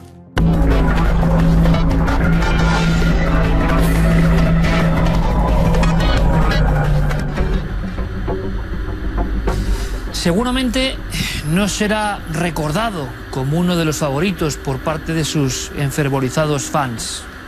Pero les confesaré que yo, que vivo en una casa con unos 20.000 libros, si ocurriese algo y tuviese que meter un puñado de ellos en una bolsa para salvarlos de la quema, por ejemplo, que nunca ocurra, pues estaría ahí, ¿no? El libro es La Quinta Columna, de J.J. Benítez, tantas veces nombrado aquí. Tuve una impresión enorme cuando apareció. ¿Y saben por qué? Porque fue el libro que ya me impulsó a, con mi recién estrenado carnet de conducir, a marchar por las carreteras, a hacer aquellos primeros viajes en solitario y a saber lo que era de verdad la investigación, el reporterismo, el buscar algo tan quijotesco como el misterio. Pero incluso al elegir esta biblioteca de esta noche, yo he tenido la impresión de que quizá, ojalá, no lo sé porque no sé nada, pueda contarles algún día, si ustedes quieren, qué libros yo salvaría y por qué. Hoy lo hacemos con este. Portada un tanto bizarra y extraña, unos seres, que es un caso que ocurrió en Argentina, no tiene mucho que ver, pero sí que hay un elemento que a mí me emocionó. En aquel entonces Renault 18 verde metalizado de J.J. Benítez, reportero, situado orillado en la esquina, lo que tantas veces, miles de veces hemos hecho para fotografiar un paraje, un lugar, algo que puede parecer absurdo para la mayoría. Bien, era el año 1990 y Benítez llevaba 7 años de silencio. Silencio en cuanto a la investigación. ¿Por qué? Porque, y ese sí que lo recordarán la mayoría de los fans, y aquí se ha hablado de él, J.J. Benítez hace uno de esos libros que tocan, hurgan directamente en el inconsciente colectivo, que se llamaba Caballo de Troya. Tenía que ver con Jesús de Nazaret, novela, ficción, de aquí y de allá, lo que ustedes quieran, yo no me meto en eso, pero se convierte casi para él en una misión, hablar de esas otras cosas. Y durante 7 años deja aparcado eso que para mí era lo fantástico, lo genial. Ese Benítez reporteril, tantas veces aparecido en Videoteca, investigando por España casos de encuentros con lo extraordinario. Yo ya había perdido la fe. Había perdido la fe no en Benítez, sino en que no iba a encontrar de nuevo aquellos libros que me bebía de joven y que me habían convertido en lo que más o menos he sido, un apasionado del misterio. Porque por los libros del periodista navarro yo estoy ahora mismo aquí realmente. Esa fe enorme en salir a las carreteras o a entrevistar a testigos, convencido de que ocurrían cosas increíbles. Y un día, lo recuerdo como si fuese hoy, en uno de los grandes almacenes de sobra conocidos, año 90, después de 7 años, esperando como el náufrago sediento la siguiente obra, pero que hablase de estas cosas, de Benítez, me encuentro en un estante la quinta columna. No solo era el Benítez reporteril, sino que encima eran casos solo de encuentros con tripulantes, los casos límite que tantas veces hemos contado aquí, ¿no? ¿Por qué 7 años de silencio? ¿Por qué este libro es tan especial? Bueno, pues en la biblioteca que tenemos, de alguna forma Benítez da una pista más, una guinda importante, clave, fundamental. La hemos recogido de ese maravilloso y simpático, ¿no?, por lo afable y por lo cercano programa de la ETV, El Pentáculo con Michel Casas. Benítez iba allí a presentar el libro, pero le soltaba a Michel, presentador de este espacio, que había algo más, que no solo ya eran casos, no solo eran informes tremendos. Era algo más que quiero que le escuchen directamente al propio Juanjo y que yo creo que es una parte fundamental de la historia, no solo de él, sino de todos los investigadores que hemos seguido con esa fe irracional para muchos el mundo, por ejemplo, del fenómeno OVNI. Lo escuchamos. Desde mi punto de vista, todo el fenómeno OVNI, o casi todo el fenómeno OVNI, es un gran teatro. Y me explico. Entendemos los investigadores, o por lo menos los que estamos en el campo trabajando desde hace años, que ningún caso OVNI sucede por casualidad, sino que todo parece meticulosamente programado por parte de esas civilizaciones no humanas. En consecuencia, también los investigadores, lo digo en el libro, estamos un poco controlados, conducidos, no sé si protegidos. Mira, nos han pasado tantas cosas extrañas. Yo creo que les pasa a todo el mundo. Pero bueno, ya que estamos en el fenómeno OVNI, que uno no tiene, vamos, tiene la necesidad casi biológica de pensar que cuando sale a las carreteras, cuando investiga, cuando se pone a escribir, etcétera, hay como una fuerza superior que está muy pendiente de los pasos que das, de los movimientos que das. Bueno, pues, ¿cómo no creer a Juanjo Benítez, no? Uno puede hasta no creer en los ovnis y ve este trozo y cree lo que está contando. Porque después de, en aquel momento, casi 20 años de investigación en la carretera, el aplomo, la fuerza que tenía Juanjo al contar estas cosas, que la sigue manteniendo, aunque de alguna forma se ha apartado un poco del mundanal ruido. Muchas personas dicen, ¿por qué no lo invitamos? Por supuesto, las puertas están abiertas, ¿no?, a pesar de años de un poco de silencio, para Juanjo Benítez.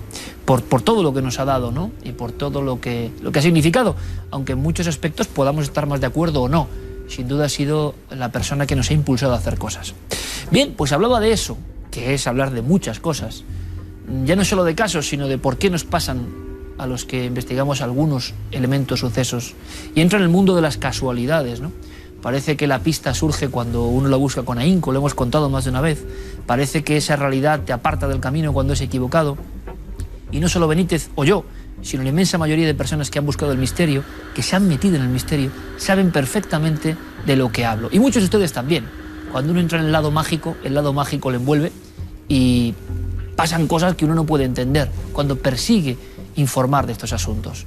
Yo recuerdo perfectamente que en 1983, es decir, el último libro antes de este que rompía el silencio, se llamaba La punta del iceberg, y Benítez acababa de alguna forma diciendo: he recibido una noticia terrible de un caso, me marcho a Vegas de Coria, provincia de Cáceres, qué suerte me deparará el destino de alguna forma, ¿no? ¿Qué ocurrirá en aquel lugar?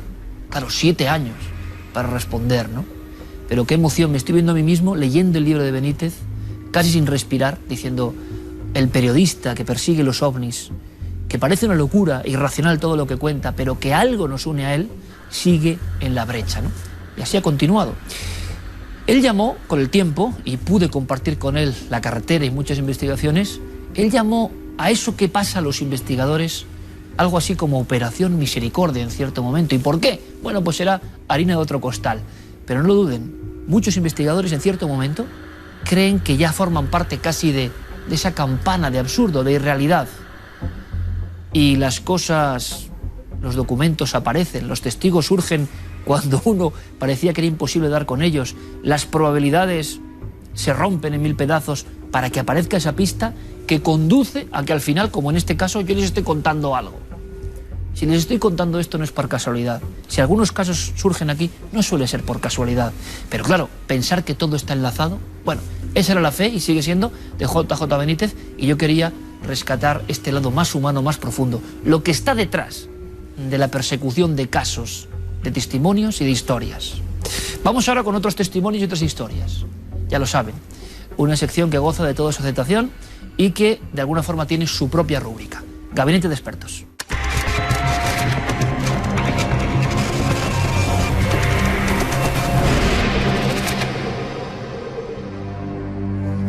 Como decía JJ Benítez, estas cosas parece que le pasan a todo el mundo. Los investigadores somos quizá especialmente sensibles, o las anotamos, o intentamos guiarnos por estas señales más o menos extraordinarias. Pero lo estamos viendo en cada gabinete de expertos. Es que son ustedes cientos, miles de personas contando lo que era antes secreto, y hoy es una verdad sobre la que quizá podamos ayudar. Dos casos una vez más. Comenzamos. Comenzamos con el caso de Rosa Gutiérrez. Nos escribió un mail bastante largo contándonos su historia, que además es impactante. Viernes Santo, decía ella además que se acuerda perfectamente, 22 de abril de 2011, fallece su padre. Su padre ya había estado durante años enfermo de Alzheimer y decía que su deseo era ser incinerado y que sus cenizas pues fueran esparcidas en un afluente del Guadalquivir, donde él de pequeñito iba a pescar. Ella, pues por asuntos de papeleo y laborales, tarda 2 semanas en llevar esas cenizas hasta el río, y además decide quedarse con una pequeña porción para conservarla en casa. Dice que es la forma de tener más cerca a su familiar. Coge 2 pequeños botes de cristal y les pone un taponcito, de forma hermética quedan cerrados. El 10 de junio de 2011... ella tiene previsto ir a recoger a unos amigos. Dice que ella vive en Granada y tiene que ir hasta Sevilla. Y que bueno, está recogiendo cosas cuando de repente ve en uno de los muebles de la casa, en concreto en un espejo, que este se ha quedado como con vaho. Nos decía, parecía que había salido de la ducha y que ese vaho estaba en el espejo. Intentó limpiarlo y no había forma. Aquello no salía, no sabía, pero lo relacionó con su padre. Enseguida entró su hija y le dijo, mamá, este espejo está muy sucio, ¿por qué está así? La hija sí que pudo limpiarlo. Ella estaba un poco asustada y decidió tumbarse en la cama y vio que los botecitos donde estaban las cenizas de su padre también tenían por dentro ese vaho. Es más, abrió los tapones y parece que eso era como un humo algo frío, nos comentaba Rosa. Se quedó muy impactada y ante el nerviosismo que tenía, decidió llamar a sus amigos y decirles que mejor iba mañana a buscarlos porque no se encontraba del todo bien. Al día siguiente ella cogió el coche, para en una gasolinera, se toma un café y justo en ese momento se entera que a la hora que ella tenía que haber estado en esa carretera porque tenía que ir a buscar a sus amigos, había habido un tremendo accidente donde un camión había arrollado a varios coches, había habido muertos y muchas personas heridas de gravedad. Ella, calculando, dice que la hora coincidiría perfectamente con el momento en el que ella tenía que estar allí, que de alguna forma eso que pasó era un aviso de su padre. Pero no solo eso, meses después la presentan a una enfermera que no conocía de nada y esta chica le dice a Rosa, oye, ¿quién es ese señor mayor que está justo detrás de ti? Ella dice, yo no vengo con nadie. Y entonces esta chica, la enfermera, dice, bueno, mira, perdona, es que yo tengo la capacidad pues de ver a los seres que ya no están entre nosotros. A mí lo que me dice este señor es que es tu padre y que no se puede ir de tu lado hasta que tú recuperes un poco tu vida, tú dejes esa angustia por su muerte y también porque te ha dejado tu pareja con la que llevaba un montón de años. Dice, mira, yo no conocía de nada a esa chica, me dijo además cómo era mi padre perfectamente, me lo describió con toda la altura, el pelo, y me quedé muy impactada. Me dijo, mira, él me dice que tienes que rehacer tu vida, que tienes que seguir adelante y que tienes que superar su muerte. En el momento que tú hagas esto, él partirá hacia el otro lado. Rosa parece que así lo cumplió los deseos de su padre, y esta chica la volvió a ver casi 3 meses después y la chica le dijo, por fin tu padre ya descansa, ya no estaba con ella, ya no la cuidaba. Esa es la historia que nos contaba Rosa y nos decía que para ella había sido muy impactante y que ahora creía en que había una gran felicidad en el otro mundo, al otro lado. ¿Que nosotros qué opinábamos? Hemos hablado con nuestro compañero investigador Santiago Vázquez y eso es lo que le dice Rosa. Rosa, desde Granada, nos cuenta 3 tipos de hechos o 3 hechos. Por una parte, ectoplasmas, así lo he considerado, la posible evitación de un accidente y, por otra parte, mediunidad visual. Rosa, en cuanto a su primera experiencia, en ese espejo, en su despacho, después de analizar los datos que me ofrece, decirle que, en mi opinión, se trata de una adherencia de sustancia ectoplásmica, ectoplasma, que todos hemos oído alguna vez. Hay una segunda experiencia que usted relata y que es sumamente interesante. Parte de las cenizas de su padre en 2 frascos, en 2 botes, pues bien, usted abre uno de ellos y ve una sustancia vaporosa, nos dice, como el humo de un cigarrillo, que después pasa a convertirse, porque usted mete los dedos, nos dice textualmente, en algo espeso y muy frío. Pues bien, en primer lugar es un ectoplasma vaporoso y en segundo lugar un ectoplasma pastoso, en definitiva. Aquí entra el accidente. ¿Pudo su padre, como usted piensa, evitar ese accidente en ese lugar, a esa hora en la que usted debería estar, gracias a producir estos ectoplasmas que en principio la asustaron a usted? Pues es una posibilidad. Los fenómenos paranormales no son caprichosos y siempre se producen con un fin y un objetivo.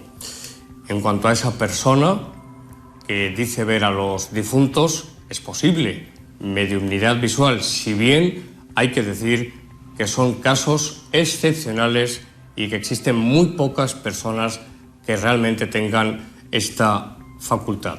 Su caso no es único, hay fenomenología y por lo tanto muy interesante. Muchísimas gracias, Rosa, por su email y un saludo muy cordial.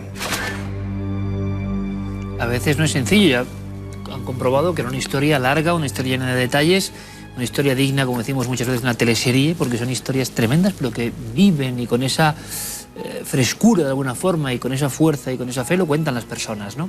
Y luego vemos que muchísimas están viviendo prácticamente lo mismo. ¿Cuántas veces en el duelo reciben las personas mensajes de que o uno vuelve a la normalidad, o uno vuelve a su felicidad, o realmente, si no, algo parece que sujeta a esas personas queridas, ¿no? Que tienen que hacer su viaje en el que han creído todas las culturas. Muy interesante. Como interesante es este caso, que viene a continuación, es muy distinto. Una vez más, historia de la infancia. Hacia el 93-94, él tiene unos 3 años y le ocurre algo muy concreto, algo que no ha podido olvidar. Es una escena. Bueno, primero él siempre miraba un punto fijo, se abstraía, como le pasa a algunos niños. Decían sus padres que tenía algún episodio de sonambulismo, pero lo que más le impresionó, lo que no ha podido olvidar, lo que sigue en la memoria, es que hay un nítido recuerdo, en concreto, de despertar por la noche, dice él concretamente, textualmente, ir a la habitación de los padres y de repente ver una niña muy pequeña, blanca, con un vestido también blanco, con el pelo largo y muy negro, y que mientras los padres dormían, qué escena, sin ser conscientes de lo que ahí pasaba, la niña a los pies de la cama saltaba estaba jugando, saltando y sonriendo, mirando a los dos padres que estaban dormidos. Y que eso le marcó tanto que mientras todo lo demás, visiones, sonambulismos, se ha ido olvidando, eso permanece ahí, indeleble, recordándose una y otra vez. Habló con su madre tiempo después y su madre le sorprendió, porque le dijo, es que tú hablabas de esa niña como alguien normal, alguien que vivía en esta casa, alguien que estaba con nosotros, y nosotros, tu padre y yo, quisimos pasar un poco por alto, pero tú constantemente hablabas de una niña. Es un caso que imagino que requiere de una gran paciencia para el análisis y que puede tener diferentes vertientes. El doctor Gaona, que ya saben ustedes que es escéptico y científico, pero que está ya muy metido en estos temas, intenta arrojar un poco de luz. Aquí hay varias cuestiones que quizá te estén preocupando todavía en la edad adulta, pero nos relatas un suceso que tenía en un momento dado origen en los 3, 4 años de edad. En esta época, en los 3 o 4 años de edad, es una época en la que vamos conectando con la realidad. Vamos incluso muchas veces construyendo, por ejemplo, cosas tan relativamente comunes como amigos imaginarios, que dicho así, casi entra dentro del terreno de la psiquiatría o de la psicología, pero realmente son cuestiones muy normales, que además tienen que ver justamente con un entrenamiento social para podernos relacionar luego en la edad adulta con las personas. Más aún, se ha visto, por ejemplo, en muchos estudios que aquellos niños que ven estos seres imaginarios, luego en su edad adulta son mucho más sociables, tienen mucha mayor empatía y tienen bastante más éxito social. Pero no solamente esto, también en esta época hay algo que también es relativamente desconocido para la mayor parte de las personas y se llama artificialismo. ¿Qué es esto?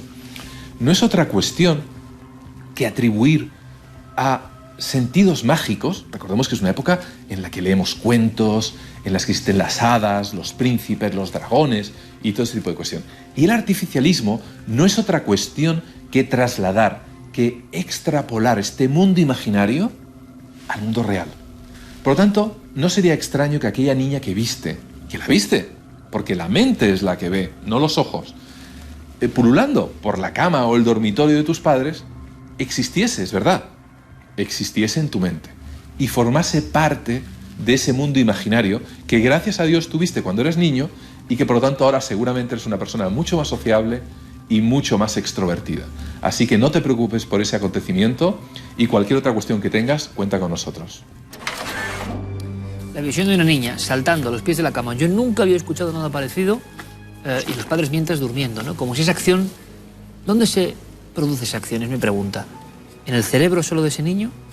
Porque sería una revolución física, atómica, subatómica, que algo cobrase forma de espectro y estuviese ahí. Por lo tanto, ¿solo lo vive el testigo o está pasando fuera de él realmente? Bueno, a veces las fotografías que mostramos en esta parte del programa intentan demostrar, sin lograrlo, porque todo está siempre en la permanente duda, que eso queda captado, que es lo que han intentado todos los especialistas del mundo, ¿no? Retener ese fenómeno que viven los testigos tan intensamente, pero que siempre es tan escurridizo. Veamos qué tenemos como cosecha de hoy en las fotos de Cuarto Milenio, las que ustedes han enviado.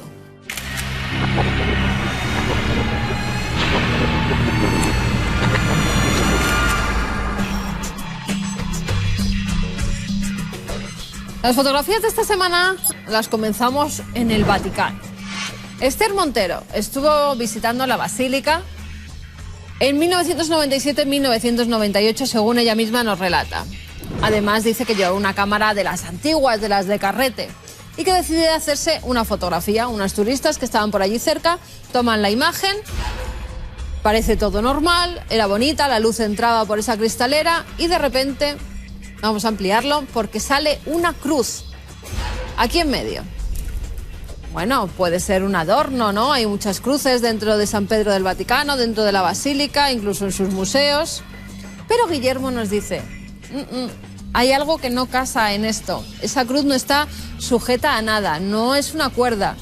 Vamos, una de esas fotografías que según Guillermo León es extraña, no sabe por qué aparece una cruz en medio de este ventanal, no pertenece a la cristalera, allí no podía haber colgado nada, con lo cual es una imagen que dejamos en ese cajón desastre, en la incógnita de las que no hemos podido solucionar. Vamos a ver si con la siguiente Guillermo ha podido ver qué es lo que aparece en una ermita. En este caso, Marc Sánchez nos decía que es la ermita de Verdegà, en Barcelona, que estuvo allí tomando unas fotografías y que, claro, cuando llega al ordenador se encuentra que hay un visitante que él no vio, sobre todo porque es que la ermita está cerrada. Hizo unas fotografías como en una de las verjas y aparece este rostro. Él lo identifica con una niña. Además, nos comentaba, fíjense, a mí me parece que tiene dos expresiones diferentes. Una cara de niña buena y otra cara de niña enfadada. Yo voy a ampliar la imagen y ustedes mismos verán si esa percepción de Mark es la misma que la de ustedes. El perfil es clarísimo, es una cara como alargada, con una barbilla un tanto picuda, la boca, que parece que está un poco enfadada, la nariz, los ojos, incluso parece verse pelo por encima de la frente. Guillermo León, que nos dice que realmente allí no había nadie, que esto es una pareidolia. Es decir, con el fondo y parece que con algún elemento que hay pues detrás de la reja se ha formado este rostro, que a mí realmente, Marc, me parece que la niña estaba un poco enfadada. Yo la cara de niña buena no la veo por ningún lado. Si tiene imágenes como esta, que no saben lo que ha salido en ellas, o cualquier otra imagen que deseen que analicemos, ya saben que hay dos vías de contacto. A través del correo electrónico cuartomilenio@4.com y nuestro apartado de correos 18.189 con el código postal de Madrid 28080.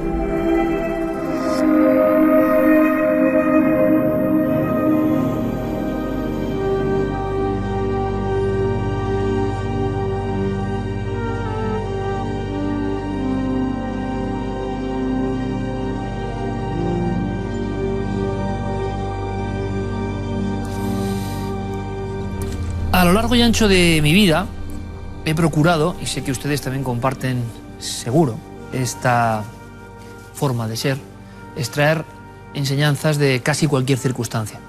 Algunas son complicadas, no es sencillo, pero ese aprendizaje, quizá con los días, con las semanas, uno se da cuenta de que está, de que ha absorbido ciertas cosas que son importantes y que le influirán. Verán, no soy una persona de, por fortuna creo, haber estado mucho en hospitales desde niño. No he tenido grandes problemas y espero que siga así la cosa. Porque siempre los hospitales, y estarán de acuerdo también conmigo, producen una tremenda sensación de que a uno le minan, ¿no? El dolor, la angustia, el sufrimiento. Y casi de forma egoísta no queremos estar en esos sitios. Cuando vamos a ver a un familiar, a un amigo, cuando tenemos que ser ingresados por lo que sea. Sin embargo, y esto me ha ocurrido a mí esta semana, a veces se pasa por encima el enorme trabajo de algunas personas. El trabajo con auténtica fe, y de esa fe quiero hablarles ahora. Ese desconocimiento del mundo hospitalario prácticamente me había hecho pasar pues casi muy por encima esa tarea. Una tarea tremendamente humana, una tarea de personas que además ahora, con muchas circunstancias que estamos viendo en este país, lo están pasando mal. Yo siempre de pequeño veía compañeros y amigos que elegían en eso de qué quieres ser tú, médico. Y no lo entendía, ¿no? Egoístamente quizá también, porque eso de estar viendo el sufrimiento humano es lo primero que piensa uno, ¿no? Estar viendo el sufrimiento humano, no quiero ver el sufrimiento humano, quiero ver la aventura, quiero ver el misterio, quiero ver tierras ignotas, quiero descubrir cosas. Yo desde pequeño quería ser periodista, y periodista del misterio.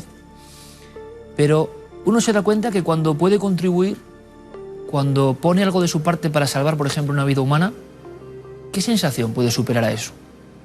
¿Alguno de mis libros? ¿Alguno de mis programas? ¿Alguno de mis, entre comillas, éxitos puede compararse a salvar una sola vida humana? Desde luego que no. Desde luego que no. Eso tiene que ser un momento de esplendor similar a esos que yo cuento aquí, con muchas palabras y con mucha fantasía en ocasiones, cuando uno se encuentra ante un enigma, ante una gran imagen del arte, ante la creación del ser humano, ante los momentos sublimes, ¿no? Pues un momento sublime al que no le damos mucha importancia se produce constantemente cada día en este país, por ejemplo, con miles de médicos, con miles de enfermeros, enfermeras, a los que yo quiero mandar un gran abrazo de parte de este programa. Porque solo estando muchos días, noches, se da cuenta uno la profesionalidad, el apego, el aprecio, cosas que piensa que son de otra época, ¿no? O que con la masificación que existe ya son imposibles. Pero como todos, como el panadero, el que hace sillas, o el periodista del misterio, el médico que cree con fe en lo que hace, no puede ser más que una buena persona, que es un poco un ángel de la guarda. Curiosamente les hablaba de fe, y es que en esta misma semana he tenido la ocasión de ver cómo se marchaba al otro lado un familiar y un buen amigo, ¿no? Ya veterano amigo. Pero verán, no lo digo con esa sensación de tristeza, sino con una lección, les decía, con una enseñanza. Es muy curioso, los gallegos de la Galicia eterna y profunda son muy particulares, y ojalá esas raíces no las pierdan nunca, ¿no? Galicia, y lo dicen buenos amigos antropólogos, como la tierra del Finisterrae, la tierra más próxima junto a Egipto, decían, ahí es nada, más ligada a la muerte. Y algunos, por ejemplo, algunos en Andalucía, buenos amigos, serán así, ¿no? Y no quieren saber nada. Dios mío. Y sin embargo en Galicia, la aceptación que viene de generaciones y generaciones milenarias, quizá desde el tiempo de los celtas y más allá, de que la muerte es un paso más en la vida, ha calado muy hondo. Por supuesto habrá personas que son gallegos que ya han perdido toda esa concepción o esa fe en el ultramundo, pero otros no. Y mi amigo era uno de esos. Y entonces, después de una vida, yo creo, de satisfacción, una vida de trabajo, una vida muy ordenada, que uno mira con la impresión de ser todo lo contrario, en el sentido de una vida un poco al albur de las circunstancias, o no con esa idea de que todo corresponde a una cosa, ¿no? Yo que soy el hombre de las eternas dudas para todo, ¿no? Dudo de casi todo y me fascino con casi todo. ¿Cómo admiro la rectitud de aquellas personas que incluso en su viaje a la otra orilla, de alguna forma son conscientes de que se van a otro mundo desconocido, pero no malo ni mucho menos. Se van a otro mundo con una fe muy profunda, tanto con esa raíz de lo galaico antiguo como con su fe personal, que puede ser una fe católica, cristiana, de cualquier otra religión, me da lo mismo. No puede ser igual, y yo lo he pensado estos días y he asistido a ello, no puede ser igual, digan lo que digan, me cuenten lo que me cuenten, el postrero paso, ese paso final que todos vamos a dar, porque yo no soy pájaro de mal agüero, digo la evidencia.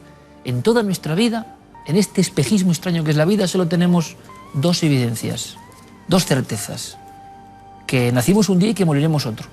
Pero para eso otro nadie quiere saber, nadie quiere hablar. Caramba, y cuando hay alguien con fe, alguien que ha cultivado esa fe desde toda su vida, la despedida no tiene nada que ver, nada que ver. He visto también a personas que no tenían esa fe, que estaban llenas de dudas, o que solo creían en lo material, con la angustia de que eso material se acaba, ¿no? No puede ser igual el viaje. Y me da igual la religión, ¿eh? Como siempre, me da igual el pensamiento profundo, pero la fe en lo que sea, como si es la fe en la energía cósmica, yo qué sé, pero la fe, la creencia verdadera, no de máscara, no colocada pocos minutos antes o cuando ya uno es muy anciano y le empieza a dar miedo a las cosas. Ha ocurrido en grandes figuras ultramaterialistas, de las conductas más físicas, han cambiado, se sorprenderían, ¿eh? Cómo en el lecho de muerte en ocasiones se han convertido al cristianismo o a otras religiones, por ese miedo tremendo. Bueno, pues yo no me refiero a eso. Me refiero a que alguien que ha cultivado su fe en que esto es solo un paso hacia la otra orilla y que la otra orilla no tiene por qué ser en absoluto mala, sino otra parte de la aventura, el viaje se produce con una serenidad, si es ayudado por los médicos en el sentido de mitigar dolores, con una serenidad absoluta. Y para mí eso es una enseñanza tremenda. Y me da igual lo que me digan, no puede ser lo mismo. Yo, sobre todo desde hace un tiempo, desde hace unos cuantos años, y gracias al misterio, voy teniendo esa confianza en esa fe, que no es egoísmo en decir siempre vamos a ser conscientes, vamos a vivir. No, es que creo que hay algo más, y que todo lo que contamos en el fondo es el espejo de que hay algo más. Me gustaría acabar con una cita, y me ha impresionado, de J.J. Benítez, al que antes hemos visto en Videoteca. Para mí un maestro. El maestro. Le preguntaban hace poco a Benítez algo así como ¿qué hay después de la muerte? Si me lo preguntan a mí o a cualquiera, yo estoy seguro que no sé. Yo espero que algo. No sé si la conciencia humana, no lo sé. Pero espero que algo que no sea malo. Estoy convencido de que la naturaleza no puede generar algo malo más que en aquellos que lo merezcan. Que también lo pienso, sinceramente. O sea, el que ha matado a un niño, para mí no tienen perdón aquí, ni allí tampoco. Y estoy convencido. Pero Benítez, muy sabio, quizá, muy contundente, responde al periodista lo siguiente: en la otra orilla hay tal felicidad, en la otra orilla hay tal dicha, que no podemos imaginarlo. Bueno, me ha impresionado.